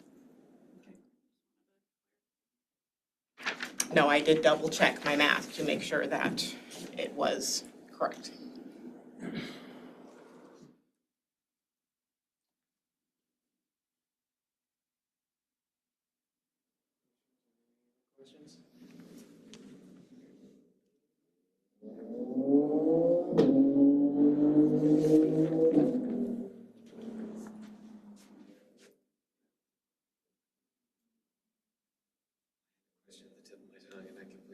Spaced it.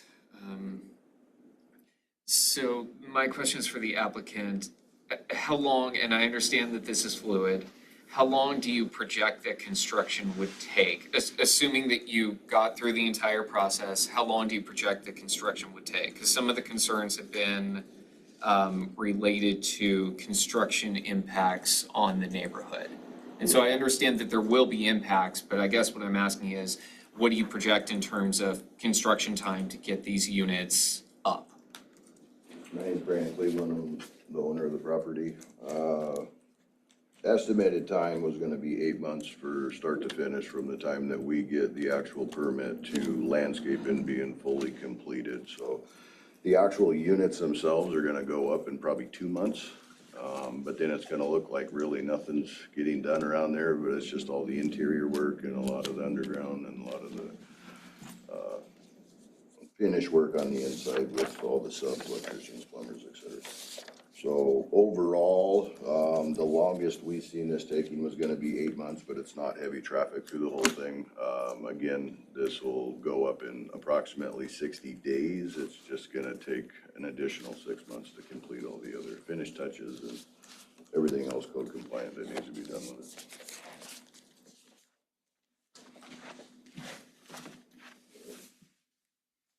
Jen, are there any other questions before we close the public hearing? Ask now or hold your peace. Can we add, please? Say that again, Zach. Oh, I don't have a question, but there's several hands. I think Jennifer might need to clarify or the process. Jen, what is the policy?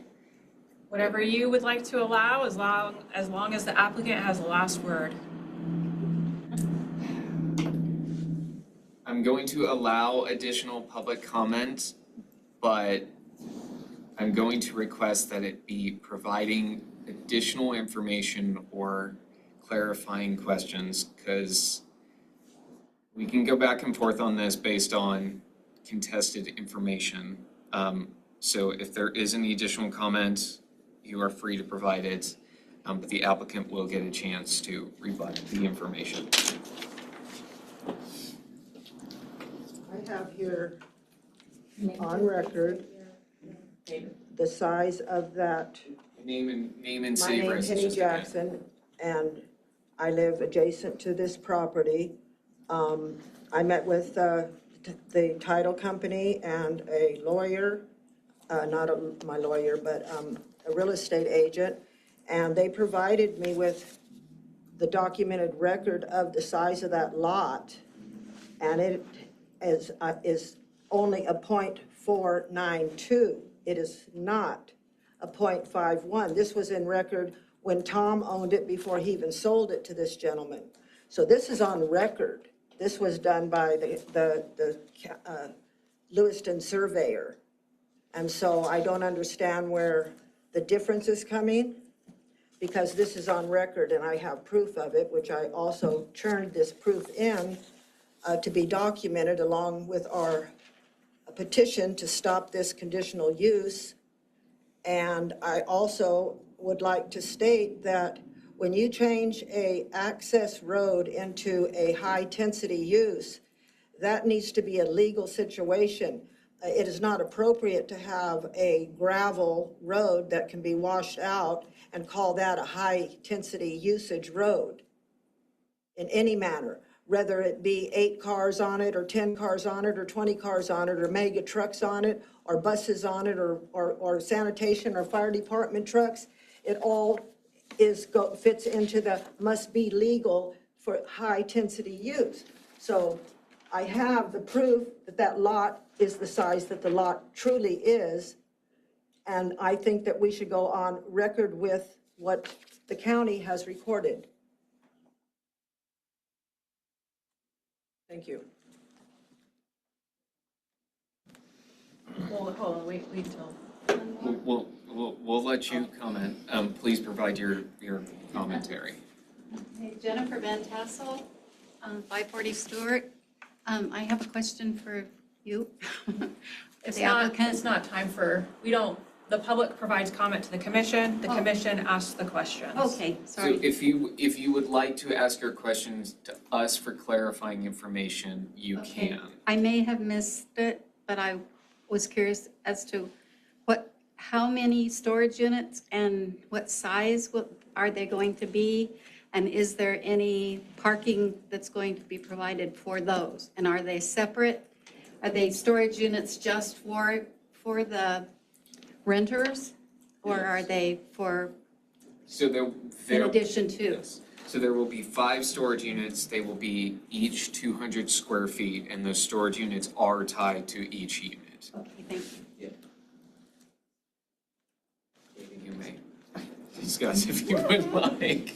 Just granted that legally. I mean, technically, I don't tell people what to do, but. Katie Hollings, Assistant Planner. So Ms. Jackson is correct. She did bring information to me. That is the information that I was referring, that was forwarded to all of you. That is the warranty deed. So I took the warranty deed to our city surveyor to confirm the measurements that are specifically called out in the warranty deed. He could not explain to me why the number, the .492 versus .50, .9 versus .51 versus a couple other numbers that seem to be floating around were all different. But he did confirm that the measurements called out in the warranty deed match the measurements called out on that record of survey that I showed, and that those measurements equal that 22,247 square feet.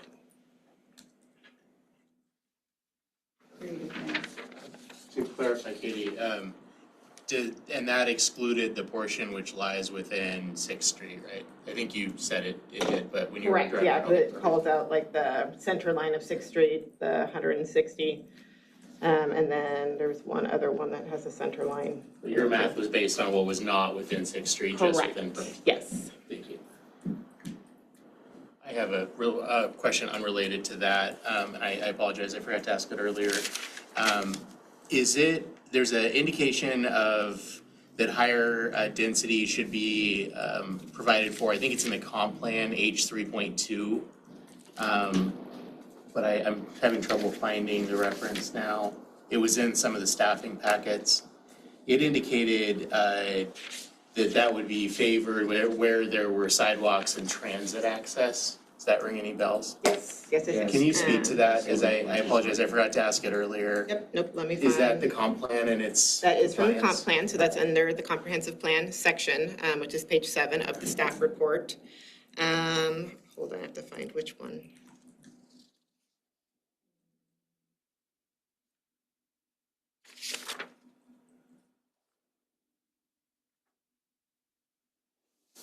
That's one of our relevant criteria, right? Yeah. Yes, yeah, and yeah. It was actually on page 8. So it says, factor additional density into infrastructure plans along transit corridors where additional housing is encouraged to reduce infrastructure costs for development of additional housing. Identify areas within walking distance of existing or planned transit services and direct resources to encourage missing middle and denser housing types in those locations. I did call out in the staff report also that there is 2 city blocks west is a city bus stop, where both the west route and the east route stop. That's at the corner of Preston and 5th at Kinzer Air. So that's a block down and a block over. And then, yeah, so that one also relates to the H 3.2, which is maximize efficient housing, develop, encourage denser housing types in areas with infrastructure capacity and transit access. I believe those are all that transit specific ones speaking to like those transit routes. Okay, perfect. Thank you very much. I don't know where There's something about sidewalks. I was just looking for that one too. I was like, off the top of my head, I don't remember one specifically says sidewalks, but I could be wrong.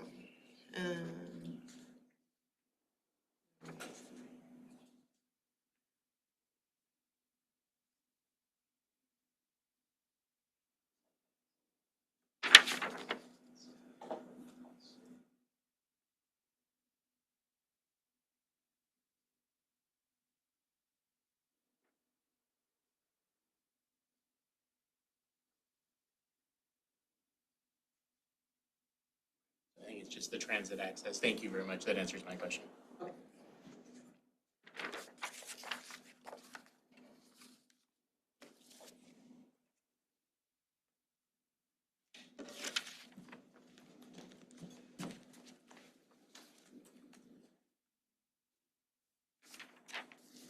Maybe I missed it. I probably did. Probably had conflicting thoughts in my head at the time. So the city surveyor is saying that even though the measurements are different, they're coming out to be the 0.51 acres. Can you explain that again? The measurements are the same. That acreage amount shows differently depending on which map you look at. So Okay. one map is showing 0.549, and that record of survey is actually showing a different number than our city GIS showed. So all of them are showing different, which is why I did the math specifically on the measurements and had the city surveyor confirm that those measurements were correct. Okay. That's actually looking at how long, how wide, how deep, rather than just going off of 43,560, which is a square feet in an acre, times whatever, because then you're getting a whole bunch of different numbers. So for it to be accurate, since that was a question that was brought up, I did it based on the measurements. To bounce off that, because I can understand the confusion as to why the math, and I understand you've done accurate math and the measurements remain the same across the documents. But the quoted square footage doesn't. And Acreage doesn't. Acreage doesn't, thank you. So if acreage is tied to realtor documentation or transfer of sale documentation, or does it also with property tax documentation? I would imagine, yes. So the city doesn't have any control over how the county enters the information on the mapping systems, because the county enters the mapping system information. But like I said, I went from the warranty deed. Jennifer Tangano, as far as the property tax, generally speaking, people aren't taxed for the easement area of the public right-of-way, so that could be part of the difference. Thank you. That's what I was looking for. I'm trying to find the explanation. Because realtors pull their reference materials off of. Yeah, I would not necessarily rely on the information provided by a realtor under Idaho code. They're not considered a professional in the sense of malpractice. So if they say a particular lot is a particular size, there's no repercussions against the realtor. However, if a surveyor were to say that a particular lot was a particular size and they were wrong, there are legal repercussions related to malpractice related to that. I know the member of the public mentioned a recorded document being provided. The record of survey is also a recorded document. And the warranty deed where these legal descriptions are contained are also recorded documents. And so, it's up to the commission to make a decision on which recorded document you ultimately determine has the correct size basis, or whose testimony that was provided provides sufficient information to justify a decision that you're making related to whether or not the lot is the size that it is claimed to be. Okay, thank you. So along those lines, and I understand we're discussing a fiveplex now, if the lot size is, let's just say it is 0.49, I'm not saying it is, would that qualify for something like a duplex? How would that limit the scope of the project other than that it would not qualify for 5 units? That would be what it would change, was the number of units available. So anything over a duplex requires the conditional use permit, so 3 or more, right? The lot is big enough to build a duplex on. It's more than 10,000 square feet. If I remember correctly, the lot, I believe, is also large enough to subdivide. And I don't remember off the top of my head, since that we kind of left that one on the table when the applicant came in and spoke with staff about all the options available to them.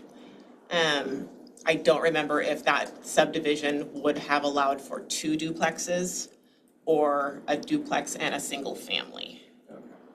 I don't remember what the configuration ended up being when we were briefly exploring that option. But if the lot was under the 22,000 square feet required for a 5-plex, then the request would need to be for a 4-plex or a triplex. Well, and that, I'm going back to when you first started talking, you were talking about 37-124-1 in the supporting uses. And if I remember correctly, you indicated that standard supporting use was 1 to 8 per acre. 1 to 8 is like the standard. Yes. Standardized, Yes. and this.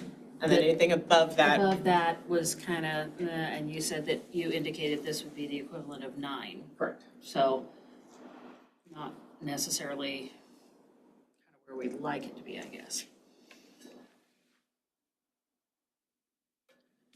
I'm just kind of the size thing. When speaking, and this comes back to what Jennifer said about, and I'm not focusing on taxes, I'm focusing on the disparity between the numbers in acreage. Does a public easement, like the water, the stormwater and the public sewer access, that's never taken into consideration on a lot size?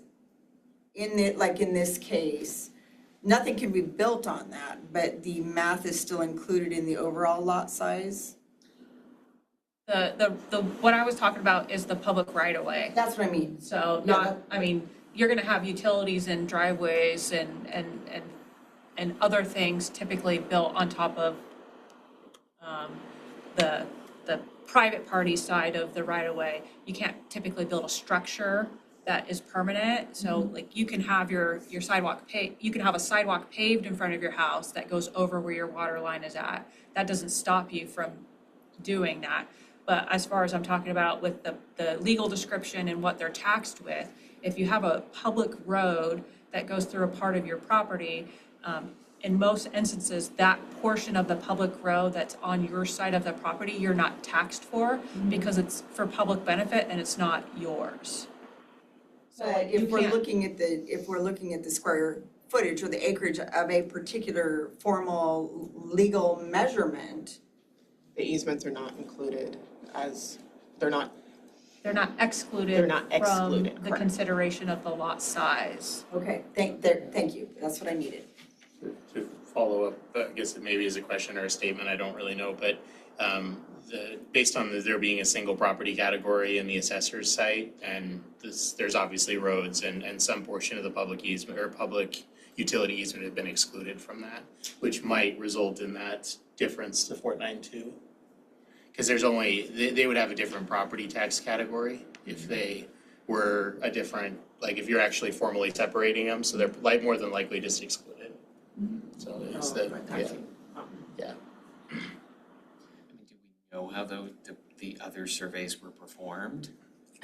I mean, that's the other, I mean, I feel like we're dancing around that particular. No other actual survey has been introduced. Only one survey has been introduced into the record. What you have is two separate warranty deeds that state a different amount. And a warranty deed, for all intents and purposes, is not a survey. It is a restatement of what the legal bounds of a property are. Now, I think Katie testified that she had the city surveyor verify the legal description in the warranty deed that was provided by, I think it's Miss Van Tassel, and that amount, of Miss Jackson, that amount matched the information that the city is relying on. That if you actually have a surveyor parse out the actual legal description, that is where that number comes from.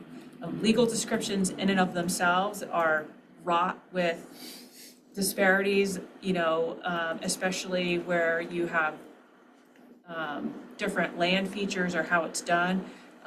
This one looks like I believe a meets and bounds. So if a surveyor is able to remap that and figure out the land area, that's one thing. But some legal descriptions are from this tree to that fence kind of descriptions, or from the center line of this right of way to the, 50 feet that way. There's been instances in Idaho history where those will change, and just because you bought 0.42 acres at one point doesn't mean it's not 0.51 now. So the square feet in and of itself, I guess, in the warranty deeds themselves is immaterial of what they actually state. If we had a different survey that contested the amount or something to that effect, that might be a little bit more telling. But again, it's ultimately your decision on what information you've been provided that you rely upon.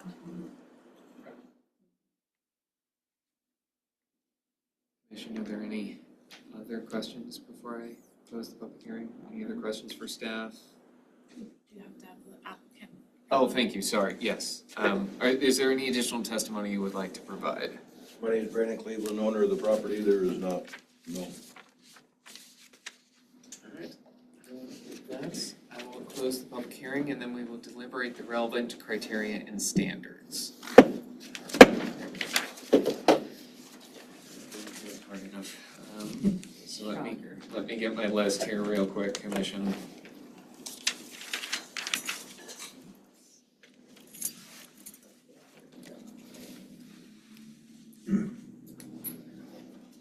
So, we'll just go with these in order.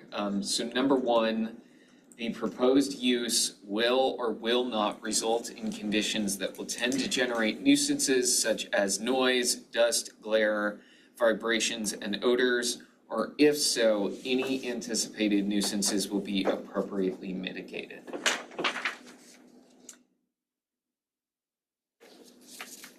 And I'll open this up to comment for any commissioner This doesn't have to be in order. I think the immediate noise, nobody's gonna deny construction is not gonna be noisy, because it is. Concerns about large volume, garbage, dumpsters, et cetera, may, if not stored correctly or managed correctly. Traffic in and out, as pointed out by Jennifer, would be no more or less than a large family home. Or a separated lot with a duplex or a duplex, two duplexes, whatever. I think, noise nuisances will or be a consideration. I live in a neighborhood, I can hear people in their backyard talking. And that's unavoidable when you have anything beyond a vacant lot. Yes. That the kids haven't found and are screaming and having fun. So I think that any intrusion, noise intrusion is part of the nature of any lot that's populated. Obviously, more voices, more concerns. Sadly, that risk when we live in a community and not the top of a mountain. So I think there will be potentially some. I don't know how that gets mitigated because we aren't to the, this is what I'm proposing and this is how we're gonna run it stage with the developer. Add to that, he did state that the hours of construction would be between 7 and 5. And So that is in the record. And would not all be at once, as far as the trades are concerned, and the actual construction building going up. So it would be limited to 2 months. So thank you for that, Emily, yeah. I think there will be some nuisances, but I believe they will. Well, to a certain degree, no matter what you build on a property, you're going to have certain degree of construction nuisance. I run a chop saw every Saturday. Yeah.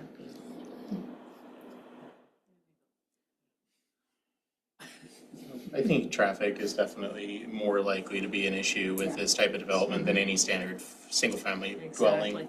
And the likelihood of there being 10 or more cars with a single-family dwelling, even a large one, is low. Yeah. Whereas this is, we would hope, I think the applicant would even hope that this is used by people that are going to have a variety of vehicles.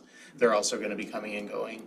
I think the number of deliveries and everything else that would be associated with 5 households is always going to be more than the number of deliveries that would be associated with a single household of any size. So I do think traffic will be a nuisance. And unfortunately, I don't know how it would be mitigated. So there certainly would be a degree of traffic, but Well, and it's a concern. I'm along the same lines with the traffic issue, considering that we did just approve the 10 lots down by Beacon School. They're gonna be single-family homes, and that was a big concern that we had at that point because there is very limited outlet from that neighborhood area. And 6th Street does tend to be the predominant outlet, and all of the homes that are going into that 10-lot subdivision that's going just north of there, northeast of that location. 6th Street is going to be the primary outlet for them as well. I can't see any of them driving all the way down Stewart just to take 7th or wrap around. And so you're already adding 10 houses, single-family homes, and you figure that's going to be anywhere from 10 to 20 cars that you're adding to 6th Street. And now a 5-plex with anywhere from 5 to 10 more cars.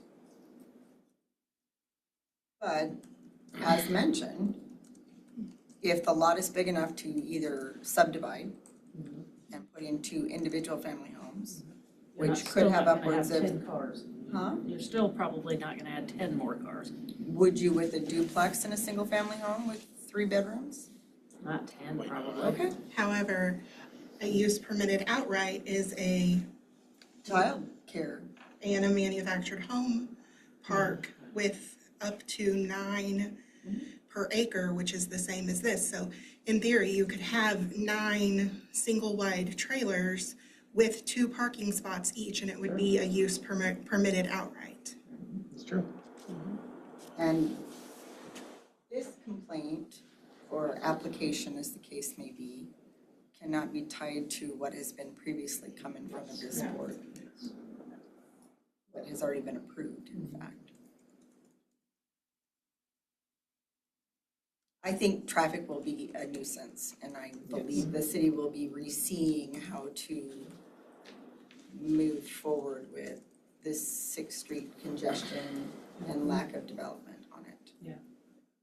I think that's the point too, is like, it's not specifically this 5-plex that's the issue of the traffic, like, kind of outside the control of anything that would go in there. There's just already outside, issues that are going on with that street. It's not necessarily this development, but I mean, with the uses that are allowed in this lot, we're going to come across that no matter what we do or what's put in there. And you could have a single family home, and I've driven by places around here that have 10 cars. Yeah. So, I mean, there is no, it's really just beyond the control of the, And beyond the scope. and beyond the scope of what we're looking at. I think it goes to a broader issue of the more density you introduce to any area, the more impact there's going to be on infrastructure. Sure. I think Emily had a very good point. If permitted outright, a tiny home village or a mobile home park could fit onto that space, we are talking 9 individual units going back into that corner. 9 per acre. Or 9 per acre, so it'd be 4.5. So it would be the same number in theory. It'd still be 4. And You'd have to and round each one down, would you couldn't have- round up on a 9 per acre. You couldn't round up on those, I don't believe. But in any The way it's written. or any PUD So it would or. round down. I almost would rather, I guess if, I look at it in terms of if there were a potential compromise, a 4-unit, I think, rather than a 5 would. To what, match the tiny home limitations? Well, Or the mobile where home park. we're in the 1 to 8, based on the acreage, with the 9 being the, option. I just think that, maybe kind of, I don't know.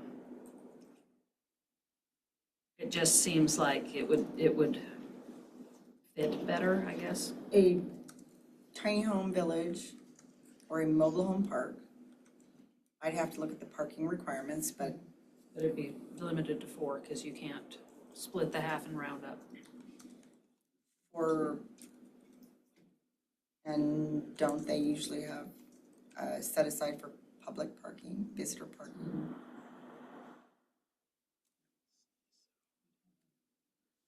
I mean, I agree. Whatever you put in that space Is going to be impact. is going to impact. And so I am inclined to say that traffic will be a nuisance, but I am also inclined to agree that I don't think it is directly tied to this property.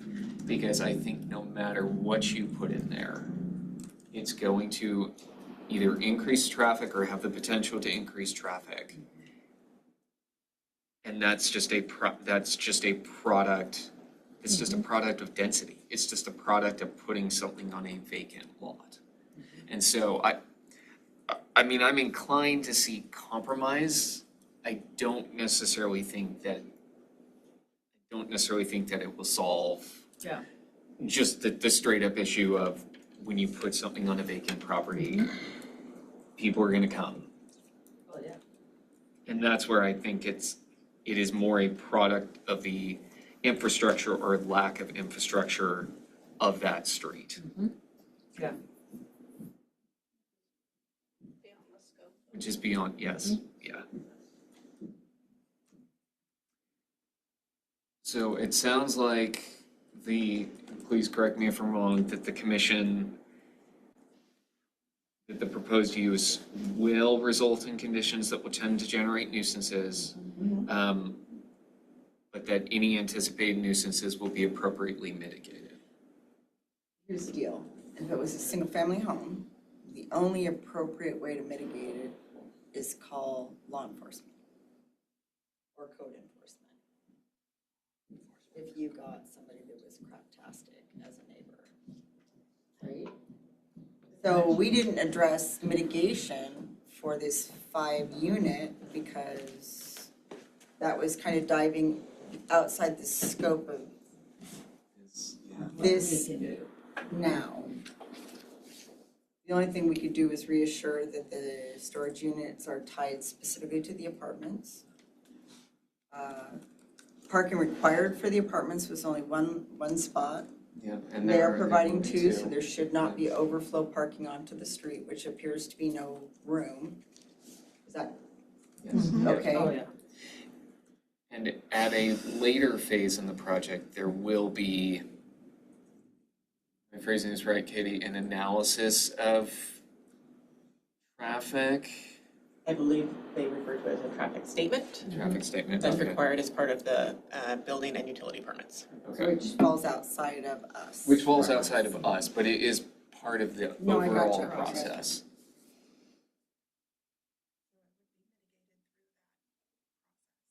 And through the plans for the development as they currently stand.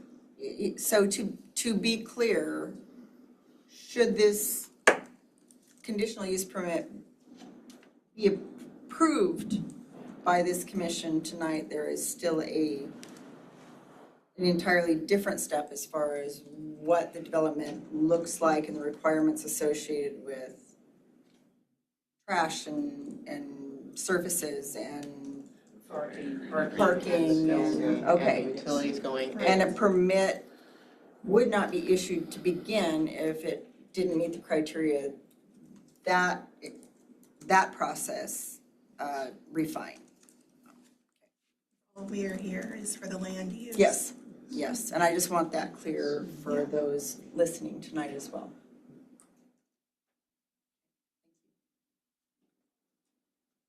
Number 2, the proposed use is or is not a public necessity but is or is not justified by the applicant and deemed to be of benefit to the public. Housing is always a public necessity. But it is a public necessity, and I'm not trying to critique the applicant in any way in terms of what they're going to do with the property. I think housing is kind of used as a crutch because there isn't enough housing virtually anywhere. So it can be seen as a benefit to the public. But I do think to some degree the type of housing, and by that I mean the cost, helps determine if it is justified by the applicant.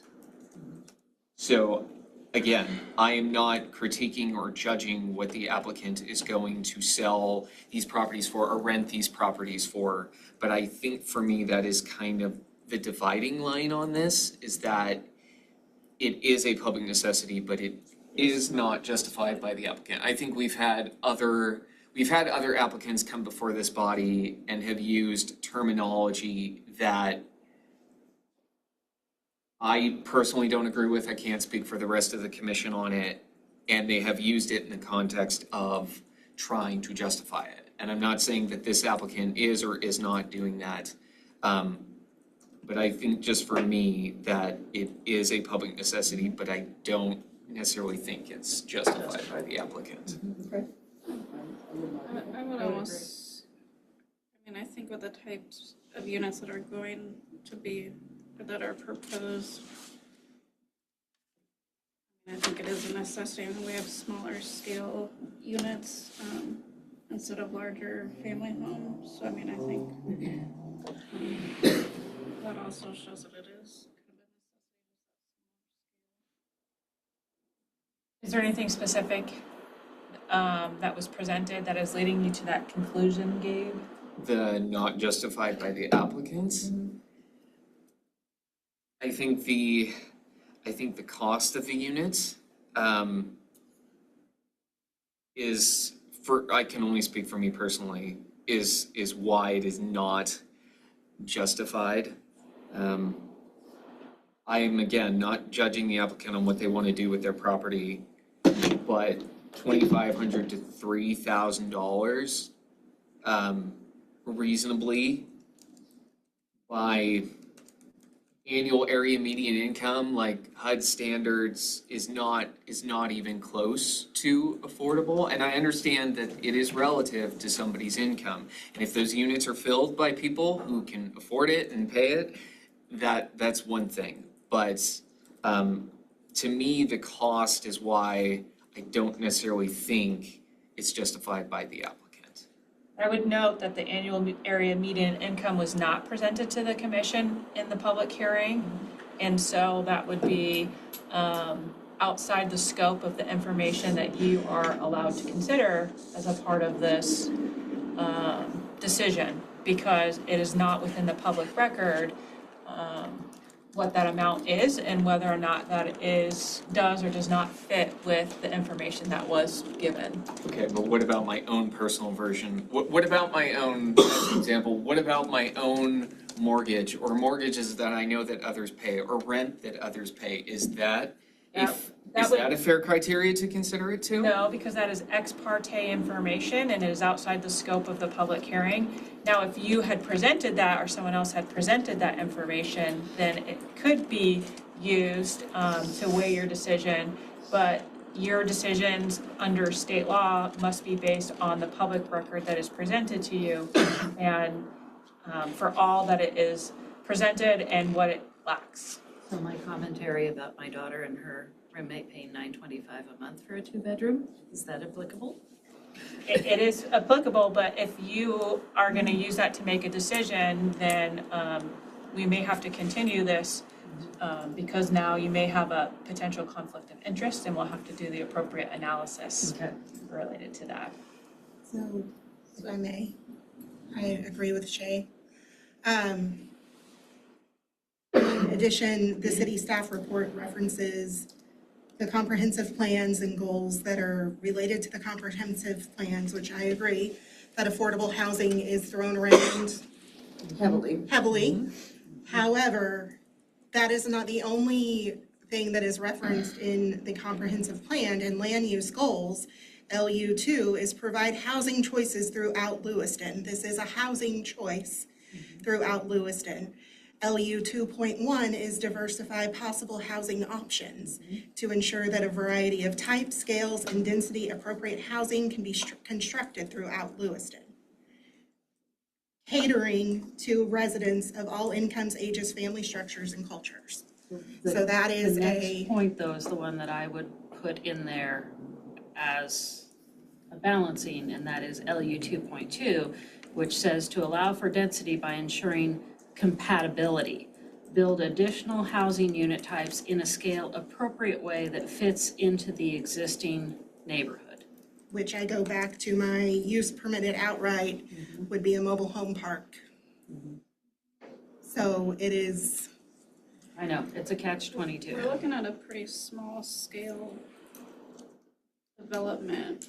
We're not putting in. No, it's not a 20 unit. It's not 20 units. I think it's important to consider, though, is that any of the other uses permitted outright would result in lower density just based on the physical layout of the space. So mobile home parks are going to require 2 parking spaces per trailer plus an additional parking space for a certain number of trailers. And they're also going to have a square footage requirement because we don't allow single wides. Yeah. So the physical number of tiny houses, physical number of manufactured homes is less than this. I don't see anything within the uses permitted outright that does not have a secondary nuisance requirement where they would have to come in front of a body, it may not be us, that would result in the kind of density that this development would. And that's my concern with traffic, with and with the argument as far as justification. I would love to see this development be built on a bigger lot. I would love to see it. If the lot was twice the size, I would be Absolutely. 100% supportive. Absolutely. But it's so tight, it's so packed, and and most of my concern comes to the next point, so I won't beat on it too much. But as far as the overall character of the neighborhood. But I agree that this is a wonderful, we need units like this in Lewiston. We need to be able to provide those. I'm completely supportive of that. Just not there. Oh, yeah, not on this size lot. So is there consensus that it is a public necessity and is justified by the applicant for number two? No, I would still say It is a not, public necessity. It is a public necessity but is not justified. and but is or is not justified by the applicant. We can be split on this though, too. We can be, yep. Okay, so I'm going to go around the room for this then. Cynthia. Why are you picking on me? Well, because I'm just going around, I can go Zach So, here's first. the deal. I do know that developers have to, if he's gonna put in nice finishes, there's gonna be an appropriate, there's gonna be a break point where how many units. And I would say it's justified anywhere he wants to put it. It's not necessarily an ideal spot where he's putting it. So I have to say, yes, he's probably justified.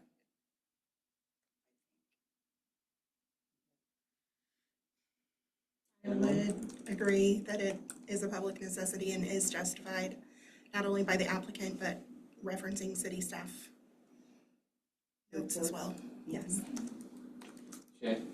I'd agree with Emily, and that is a public necessity and is justified by the applicant, not only by his testimony, but also referencing the city staff report.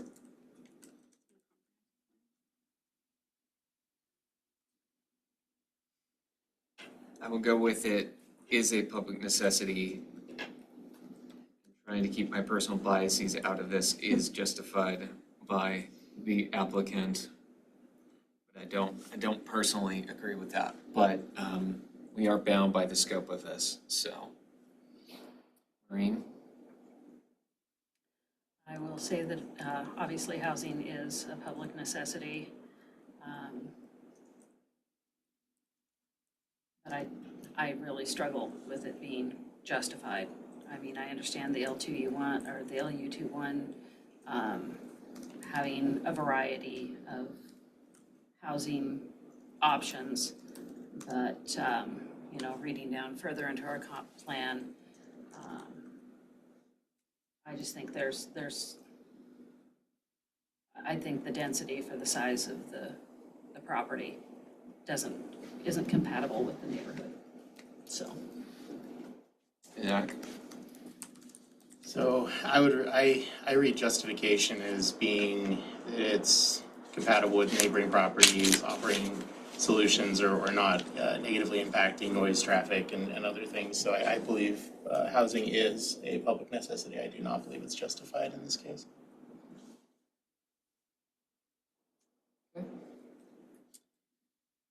Number 3, the character of the proposed use, if developed according to the plan as submitted, will or will not be in harmony with the area in which it is to be located.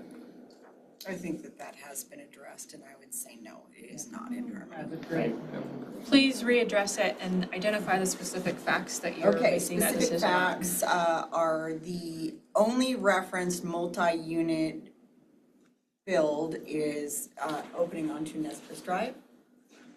It is not on a flag lot. It is not on a flag lot halfway down a block that is undeveloped or blocks street.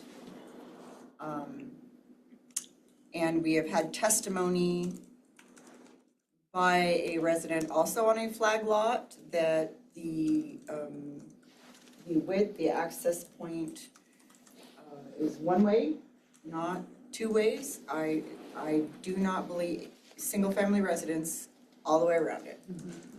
So it does not, in my opinion, vibe with what is currently there. But also, when we look into the comprehensive plan, yes, we have the LU section, and it talks about having multiple types of housing, et cetera, and scale and density throughout Lewiston. But it also, like I said, very specifically calls out in LU 2.2, the allowing for density by ensuring compatibility with the existing neighborhood. It also goes straight into ED 2.3, which talks about improving housing affordability. And talking about the housing being a critical element in the attraction and long-term retention of employees and needed at all levels of income, but is mostly in demand at lower price points. And then I also believe that H1.1 specifically calls out to improve quality of and access to affordable housing, implement related existing plans, and identify solutions for housing access. The second one you referred was ED 2.3? Yeah, ED 2.3. Okay, I just want to make sure I get the right references. I mean, you can curtail ED 2.32, 2.3.2 onto that as a, yeah. And then really, if you get into like H 2.2, reducing barriers to missing middle housing typologies, we actually have a couple of them. I mean, H 2.1 talks about middle housing. And when I see the term middle housing, I'm looking at kind of that middle in, average family middle income type. That's where my brain goes. Everything from the applicant is talking about high end. That to me does not hit that intent of H 2.1 and H 2.2. Or H 2.2.1. No problem with the type of housing that is contemplated or marketing to higher income individuals that want smaller, easily maintainable properties, but I think the density in this particular instance is really can never be congruous with the neighborhood.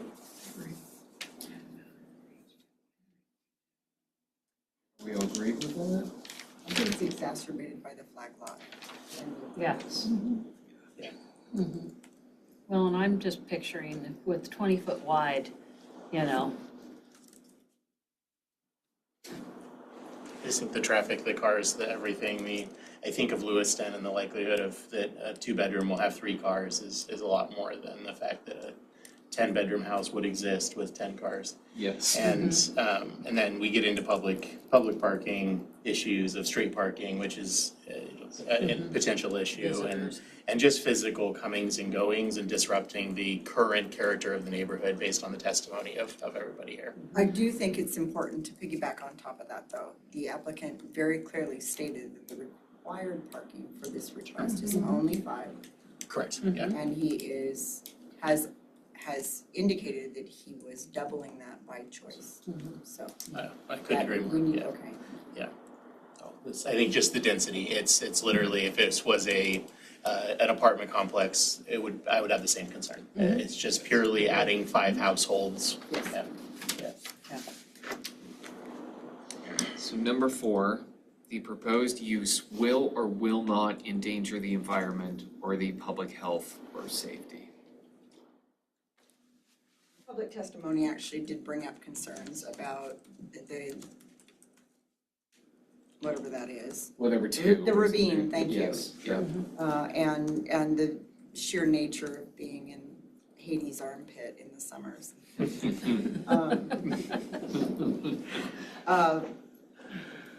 But I don't know if building on that lot, anything built on that lot is gonna make any difference to. my biggest concern on the public safety comes back to the traffic. Yes. The increased traffic. You've got families with kids and there aren't sidewalks, I mean, 6th Street just is what it is. Yes. And having a street that doesn't have sidewalks, I mean, I've driven that street. When I first moved here, I lived in that neighborhood. And there are tons of cars, as the, all the neighbors testified, that there's cars parked along that street, both sides.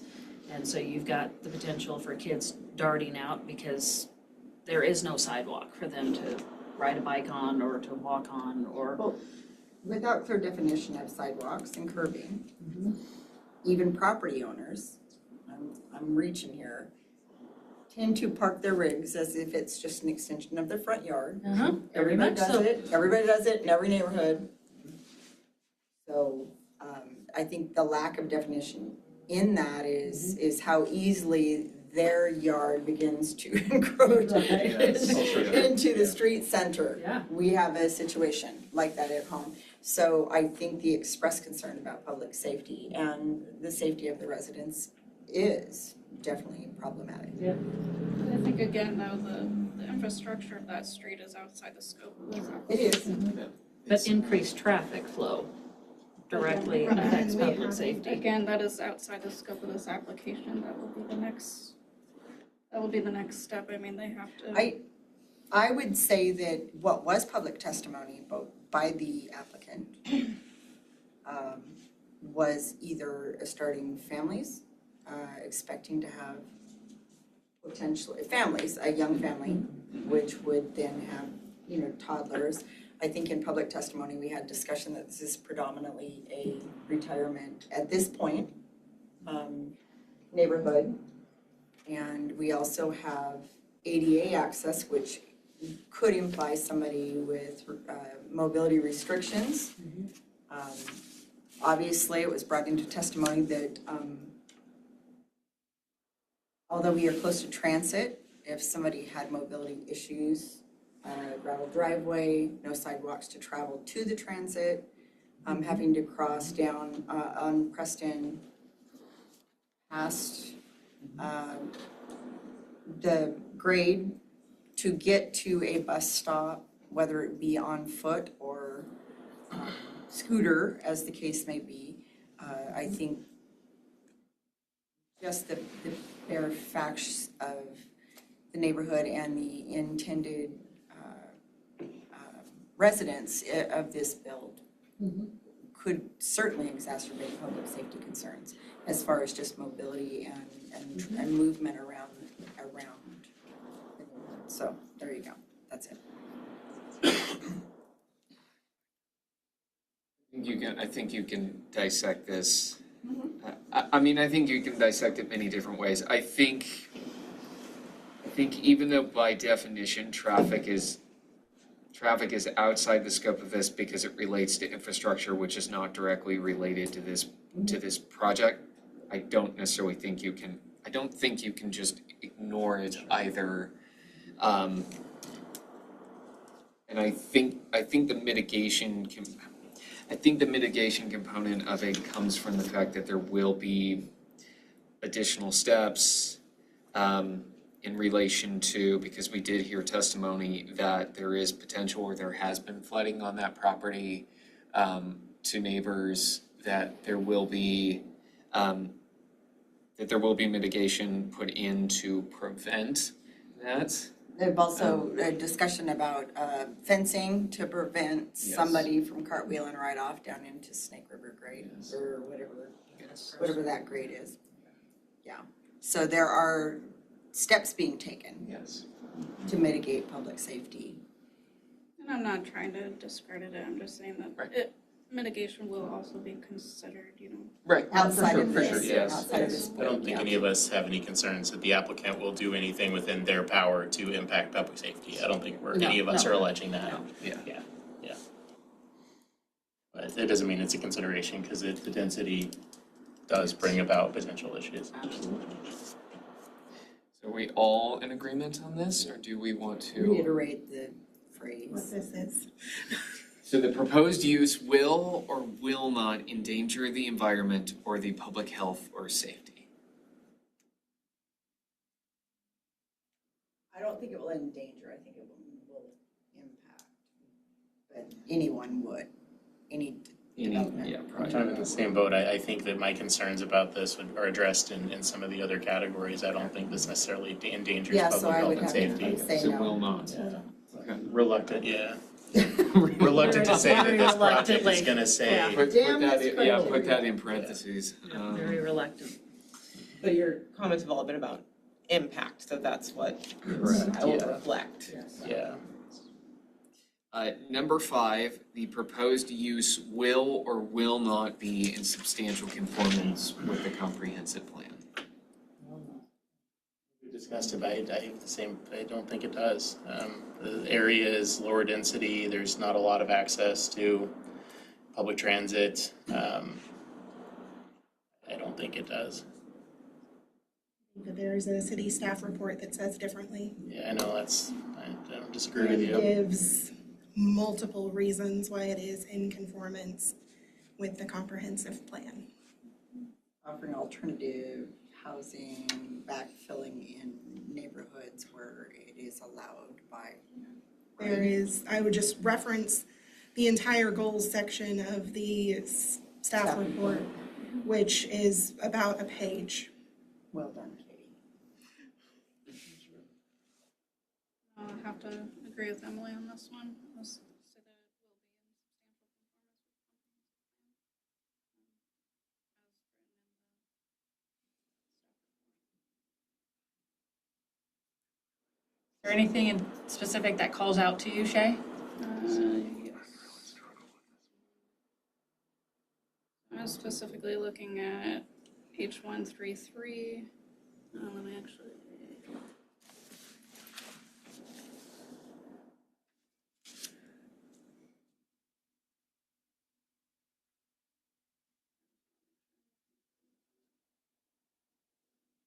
The study and act overcome barriers to housing development for housing types that are not currently being built, multifamily and missing middle housing.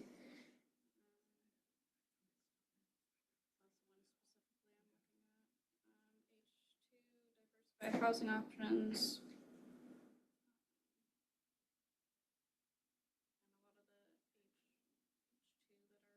Regarding just providing more housing, especially.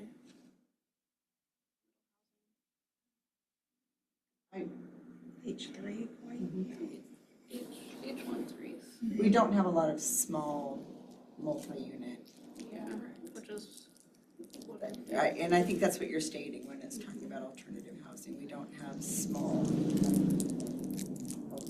is provided by the applicant. As goals for this are to provide 2 ADA units and some smaller scale. I would agree with Shay on that one. I'm just gonna go back to the LU section of it. As much as I agree with the staff report talking about the fact that, and obviously we're looking at the fact that, it seems like what we see a lot of are single-family homes and then massive apartment complexes with multiple units. But, I have been seeing a lot more duplex, triplex, popping up, both in the rental option as well as the purchase option. And so, to me, that's fitting a lot within that middle. But I'm once again, just like Zach, I'm right in that place where I'm looking at it and saying, not the lot, not the neighborhood. This, LU22, like I said, it does allow for density by ensuring compatibility. And I hang on that ensuring compatibility. Like you said, the multi-unit complex that is referenced is down the road. It does feed into Nez Perce grade. Nez Perce Drive there is a designed for heavy flow traffic. It is a designated two-way with offset on both sides. I know there's enough room to park There cars is a along there. ton of room to park and to pull in and to back around. Exactly. It's wide open. It is wide open. And so with this one being on a flag lot with such a narrow driveway, and everything that we've heard, it just does, to me, it does not fit into the existing neighborhood. And I guess I kind of almost take a position of first do no harm. And I think it, I don't know, when I look at a comprehensive plan and I'm looking at a neighborhood and I'm looking at moving into a neighborhood, this doesn't fit there. You know, the one that's already existing is down below. It's not even really within eyesight of the single residential homes up above. So I don't even consider it really to be part of. No, on a personal level, you're talking to a woman that moved to Normal Hill and will fight to the death on. So I feel ya. Right? So I just think on that basis, I mean,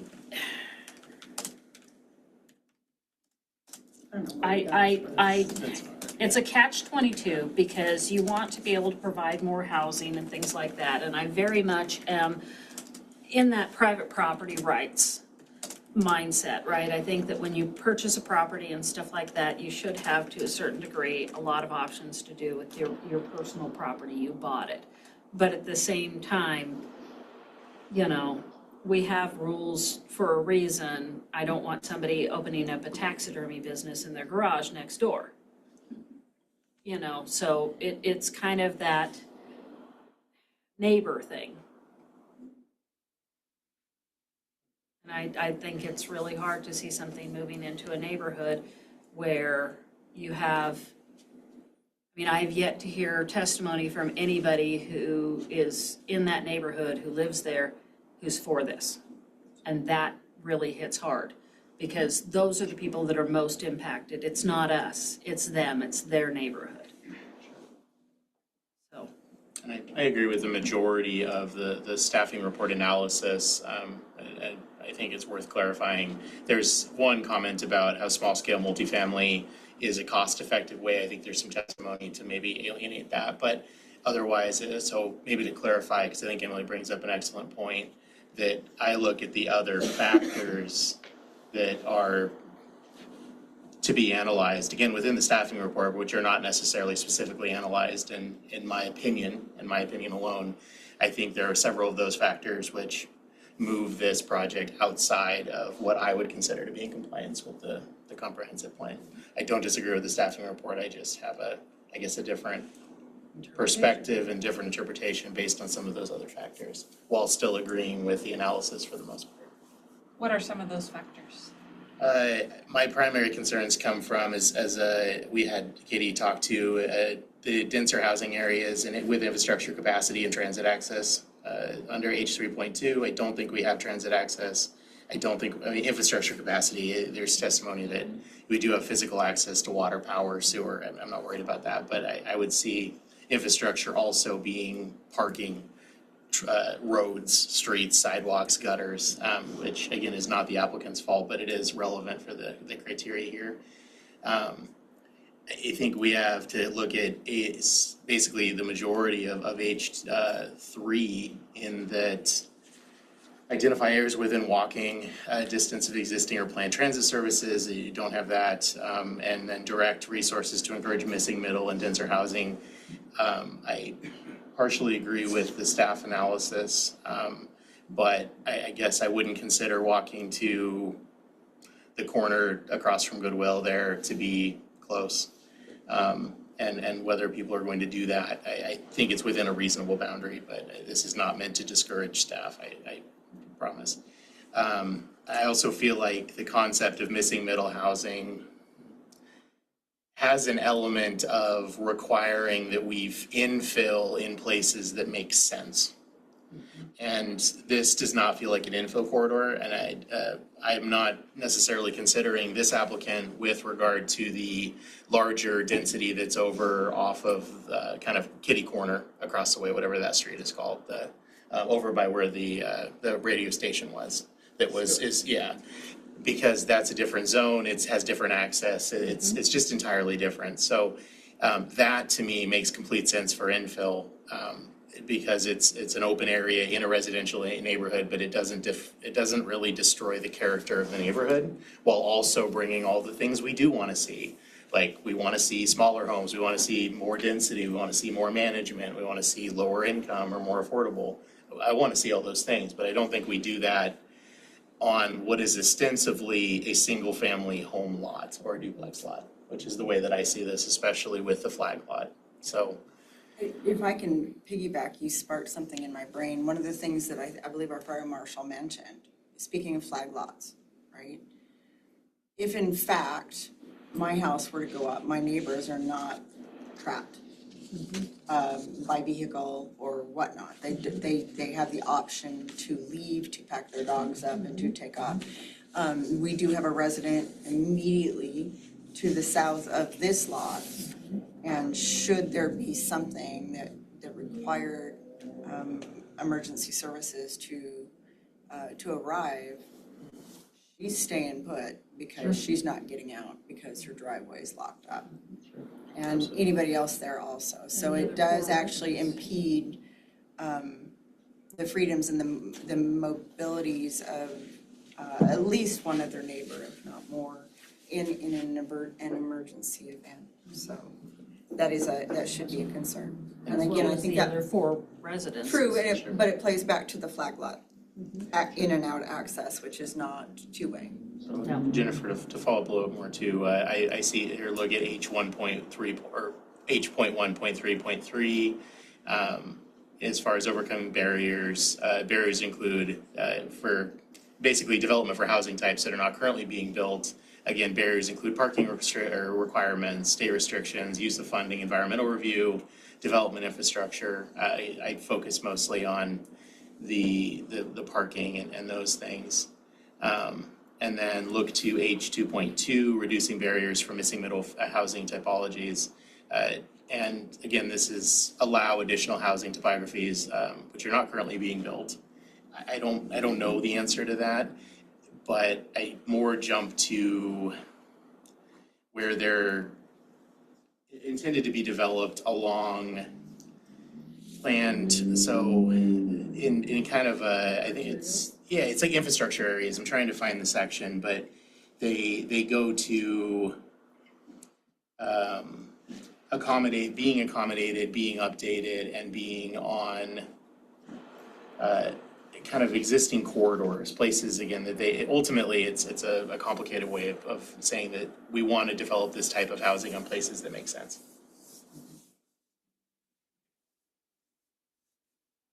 I'm inclined to agree. I'm inclined to agree with Maureen and Zach on this. I think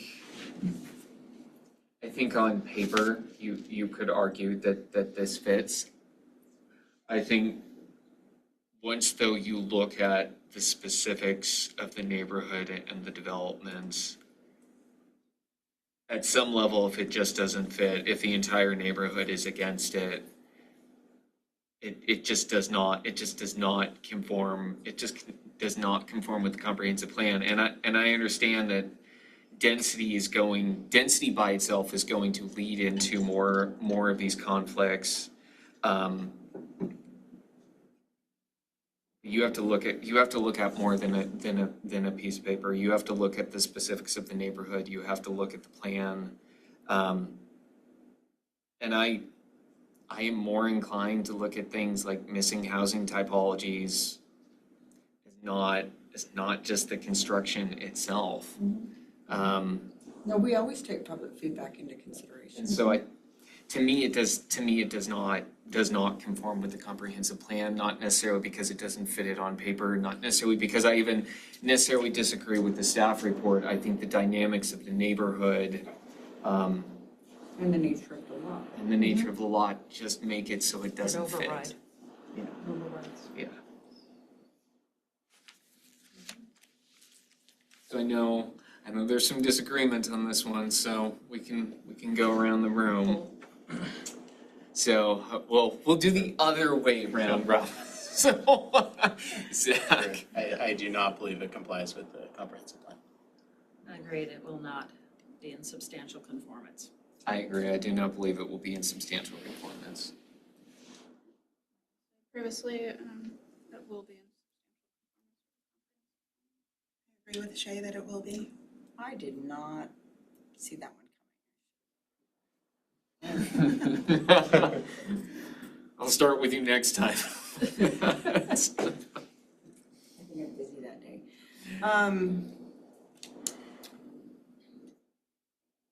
I think this is a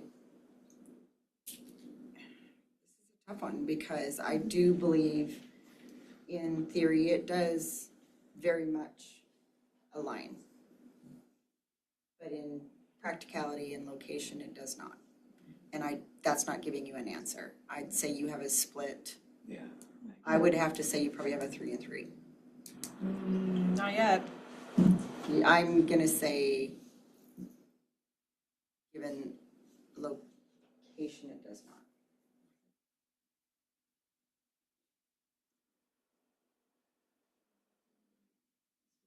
It's a 2-4, by the way. 2-4. Although Yes. Any one response is not determinative of the final outcome. Of course. Yes, yes. Would you like me to read it for you? Please do, because apparently I've lost my place. Page 31, but pursuant to Idaho Code 67-6512, the conditional use permit may be granted subject to the ability of political subdivisions, including school districts, to provide services for the proposed use.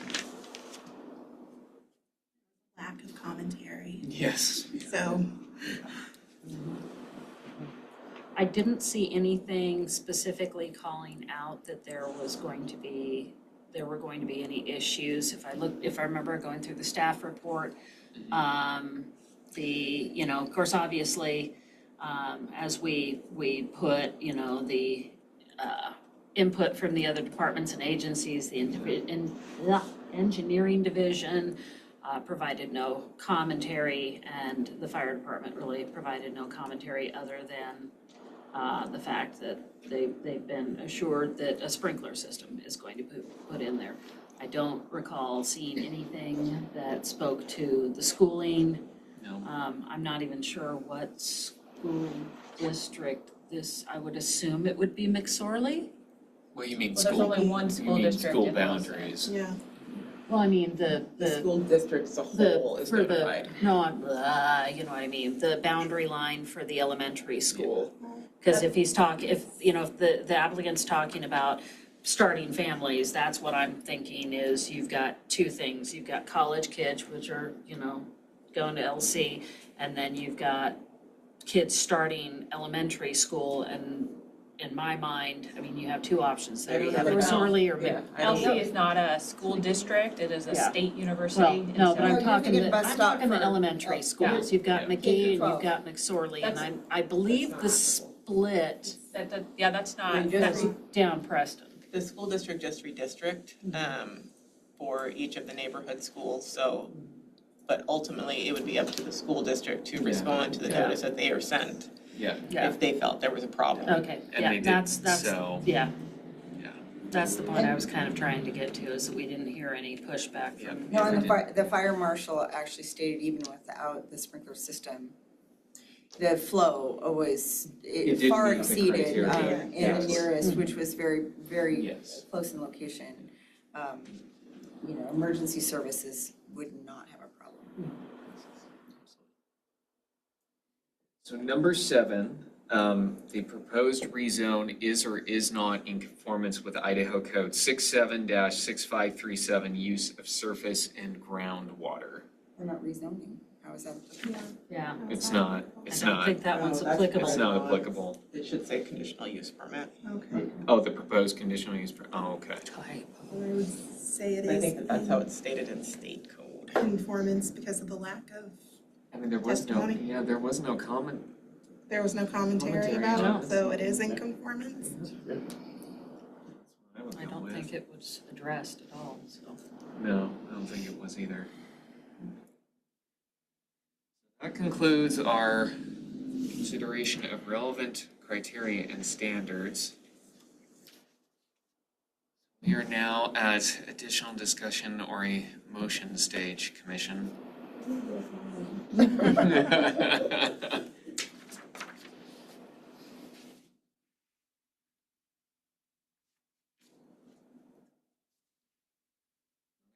jump on this. I- don't know how I- to do this part, so I'll defer. I'm very torn. The reason I'm torn is this. When Jennifer, the city attorney, brought up by right options for this particular lot, I would say that without hesitation, there could be 4 units. There could be 4 trailers, it could be 4 tiny homes, or it could be potentially, if they chose to split, 1 to 2 duplexes or a duplex in a single family. So anywhere from 3 to 4 residents stuffed into that flag lot. So we are here to discuss a 5th. Not standalone, all shared walls, single build. So not 4 separates, but 5 conjoined. So by that, we are only stretching it 1 family unit. And the reference to section 37-124.1, the standards for multifamily development, where multifamily dwellings are allowed as a use permitted outright or as a conditional use, the following standards shall apply. There's only 2. Parking must be paved to meet all requirements of Article 7, off-street parking and loading. And 2, when more than 1 detached single-family dwelling exists on 1 lot, the minimum required lot area shall be the minimum required by the zoning district multiplied by the number of detached single-family dwellings. But once again, we get to the portion above that where it talks specifically about the density, and the 37-124.1 talks about in supporting use, which is, that's what this is a designation of, is a supporting use. It is 1 to 8 per acre. We are at the half-acre mark, which puts it at 4. 4, But 1 to 4. 5 is an optional stretch, but it is still a stretch. So, Math, But per the square footage, 5 is allowed. yes, because the total square footage is 22,247.35, if I'm, wrote that down correctly. And that would mean, It meets the criteria. yes, for 5. So the torn is by all discuss parameters and requirements, except for paving. This isn't that big of a stretch. But But by Zach, I agree with Zach. When Zach sat there and did the math on it and said, if it were any other use that were a by right use, mathematically,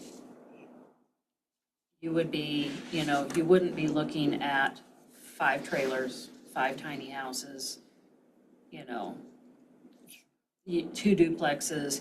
I mean, you would be minimizing density in any by right use. And this is, like I said, I understand the 22,000 square foot lot allowance.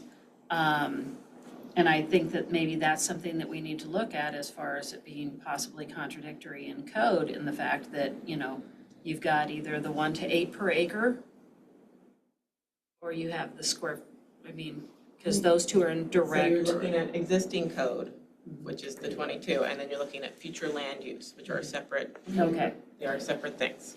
So when I said I was torn, the reason I am torn is because criteria-wise, this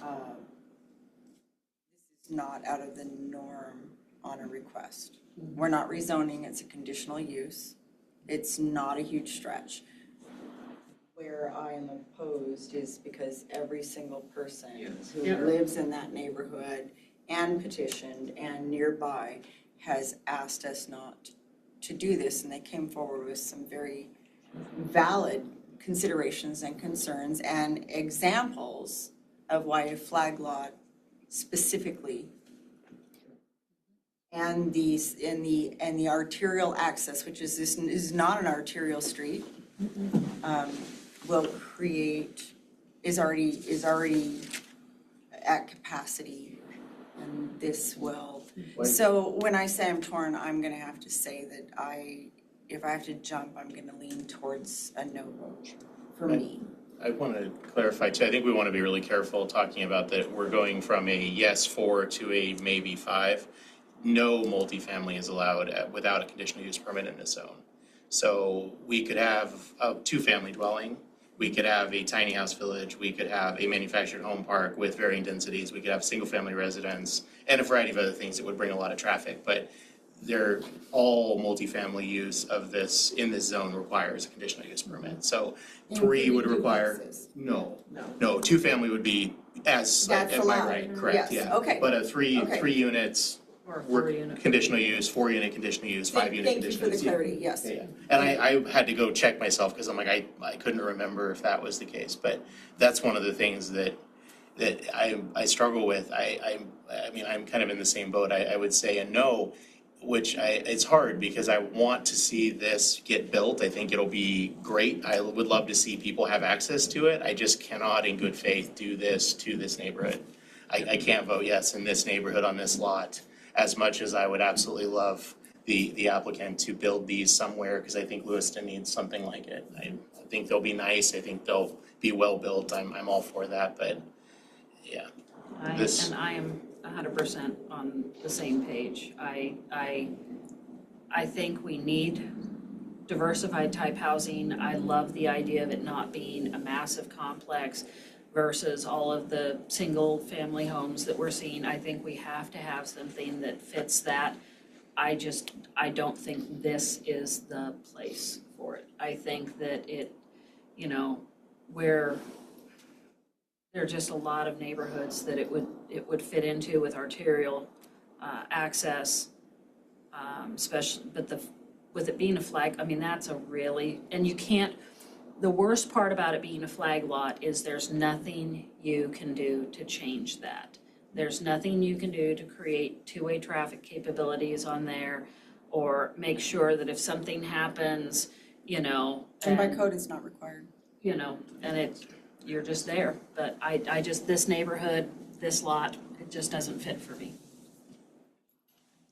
So Zach, correct me if I'm wrong in your interpretation of this. I thought I had written it down, I missed it. A duplex can be built on this lot. Yes, yes. Without any. Without permissions. any conditions. Yes. But that's Well, but I think as we've all discussed, that's a different type of density than 5. 100%, yeah. Than 5 units. I think the only thing that, in my opinion, that would even rival this type of density would be a tiny house development. The reason I would not put manufactured home park in the same classification is because of our 1,000 square foot requirement, which is double wides. Yeah. And by physical lot layout, I don't think you could get very many double wides in here. Tiny houses, I think, are an exception, and that is a use by right. Now, there are subject to provisions, so they would have other impact, but yeah, it would be a duplex. Yeah. Yeah, and I agree with Zach that it would be a stretch to try and fit 2 because of all our lot size restrictions. But per Katie, it would qualify for a divide. Yeah.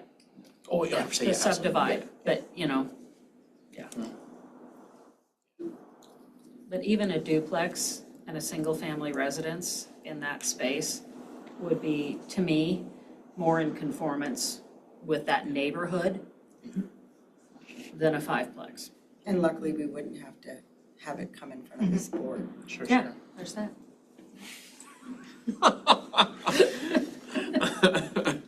Was not deliberate on our part in any way. Just want to make that clear too. Not that we're trying to dodge.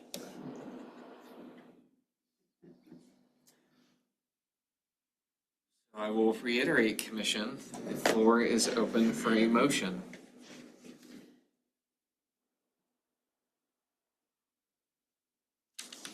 I'll be the one I have to watch how to propose this, but I would make a motion that the conditional use permit be denied on the basis of our discussions and as elaborated by the report.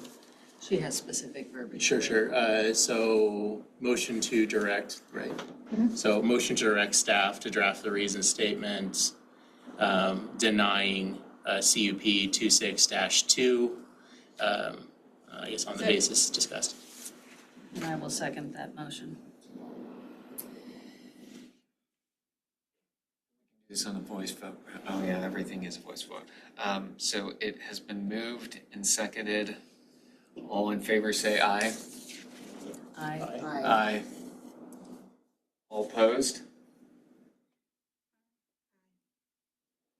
So before we move on, you have additional work, and whether he intended to allude to it or not, Mr. Battles, Zach, you're keeping us here. I know, I apologize. It's that familiarity in the background. So pursuant to Idaho Code 67-6519 sub 5 sub C, because the decision is to deny the application, can the applicant take any actions to obtain approval? Yes or no? That's the only thing right now. Yes or no? I would say. I would say no. I would say no, because the conditions would be presumably a small modification to the plan, and I think. Don't worry, we'll get there. But to obtain approval for a multifamily use, can the applicant obtain approval? Don't worry, we'll talk about For it. the plan as put forward. Not as presented, but what just a steps could he multifamily take? use, then yes. Can he take actions to obtain approval? I get the answer right now is for a 5-unit Yes. thing, Yeah, but the if he answer is modifies gonna it be to no. 4, Then or modifies it to 3, It's still, yeah, I mean, to me, it's still a density issue. But a multifamily could be 3. Right, that's the thing. Like, that's the That's thing. what- yeah. It's- So depends on what can steps he he could take. take action for a multifamily? Yes. To be approved, yes. To be considered approved. I believe so. Because the decision pursuant to Idaho Code 67-6519 sub 5 sub C, the decision is to deny and the applicant can take actions to obtain approval. Please identify what those actions might include and explain. Decrease the density. Do we have to be specific, or? As specific as possible pursuant to. I'll jump on the sword here. Providing there be more driving area and a slightly differing vehicle navigation area backed by these units, I would have voted yes for a 3-unit multifamily development application. I will second that statement. I would Just not an have a opinion. problem with a 3-unit, allowing more space for traffic and vehicles. I mean, I'll compromise and say yes on that, only because if it gets into a duplex, then we're completely taken out of the process. So I mean, I think at a duplex stage, we're not involved anyway, and I think the closest we can get to mitigating my concerns about density would be 3. I think if you're at 4, you're still pushing it too far. But the answer is still yes. Yes, 100%. yes, You yes, can come back yes. to this board with a modified plan, it's Yes. C, Yes, in a reduction of numbers. yes. Can you Or units. expand on the more space for Sure, so driving? one of my primary concerns here is that there is no way to navigate vehicles without being very difficult. They have to be driven in at a perfect angle, they have to be backed, so if you have somebody on the far edge, parking space number 10, they would presumably have to be backed all the way to the hammerhead in order to leave. If this was 3 units with otherwise in an identical layout, so 3 units with an exterior footprint that was the same, I would still have trouble voting yes, just because I have some concerns, but I think I would still vote yes because the density is so minor that almost gets into like a saleability issue that I think is outside the scope of the board. So I have some serious concerns about the vehicles navigating around in here, but maybe I'll withdraw some of that portion because it's if it was 3 units, I think they could be addressed, because you just wouldn't have as many households. Well, and I agree, because when you look at the schematic of the proposal and you see the storage units along the side that piggy right off of Unit E, it makes it to where, you know, especially that secondary parking unit or parking space, I mean, there is, you're just looking for accidents waiting to happen in that parking space. That one's almost impossible to get out of with the space allotted. Yeah. This is almost focusing on maneuverability within and on the lot itself, and it does not address the flag lot, single way only, emergency vehicle blockages.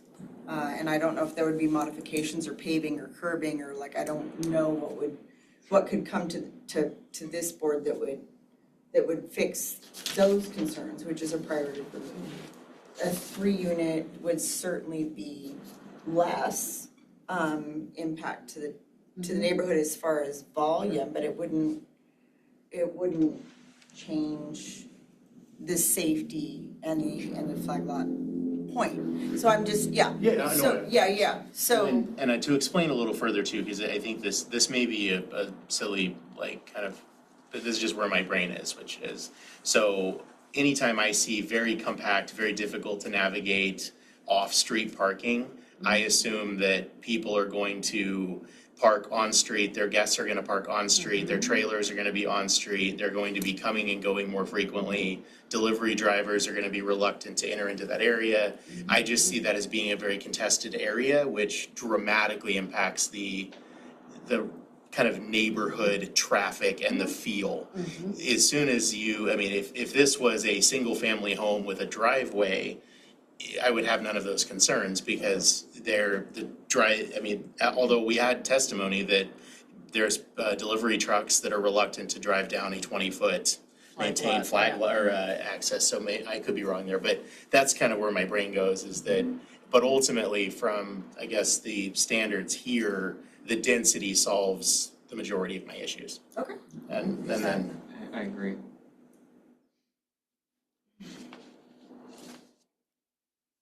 How are we doing, Jennifer? I gotta write that thought down. I mean, not that I don't go back and look at this video a million times, but, is there anything else, that, the applicant could do to obtain approval related to this, other than what's been mentioned?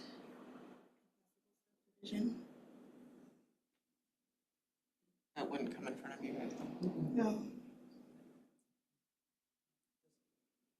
Things that would be applicable to this. Special additional use. I'm guessing what Emily's point is, a possible subdivision of the lot so that any future development would be under the permitted rights. Permitted, all right, yes. Absolutely. That's definitely what I meant. See? I've used up my allotment of words for the day. I know what you're trying to say.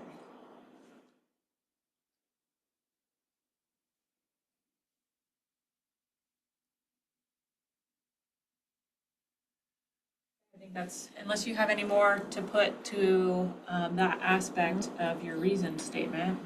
No. That is all that I have. Thankfully. Multiple tasks for us to perform here. Just to write me a nasty letter, but that'll be after. Right. That's gonna be your 10-page reason statement. Yeah. Nasty gram. I shall not introduce new information to the meeting. All right, well, with that, I think we are done with item B on our agenda for the active agenda. So number 4 is staff commission communications. Katie, take it away. So just standard, our next meeting is on the 8th. You will have a reason statement, and there's a public hearing scheduled. There is only one public hearing scheduled. We had to reschedule another one. So there will just be one for that meeting. So is anybody unable to attend that meeting? I am currently planning on attending. I hope I'm here. I plan to attend. I'll even try to leave the office on time. Any unables? Everyone's okay? Being able to- I think I'm good. That's all I have. Can I make a motion to adjourn? Yes, Please make the motion to Second adjourn. it. I'm not having fun and I want to go home. I will second that motion. All in favor? Maureen. I already seconded Oh, it, so fine. good You luck. second, all in favor? Aye. Meeting adjourned. Thank you, guys. Thank you. Thank you. Thank you.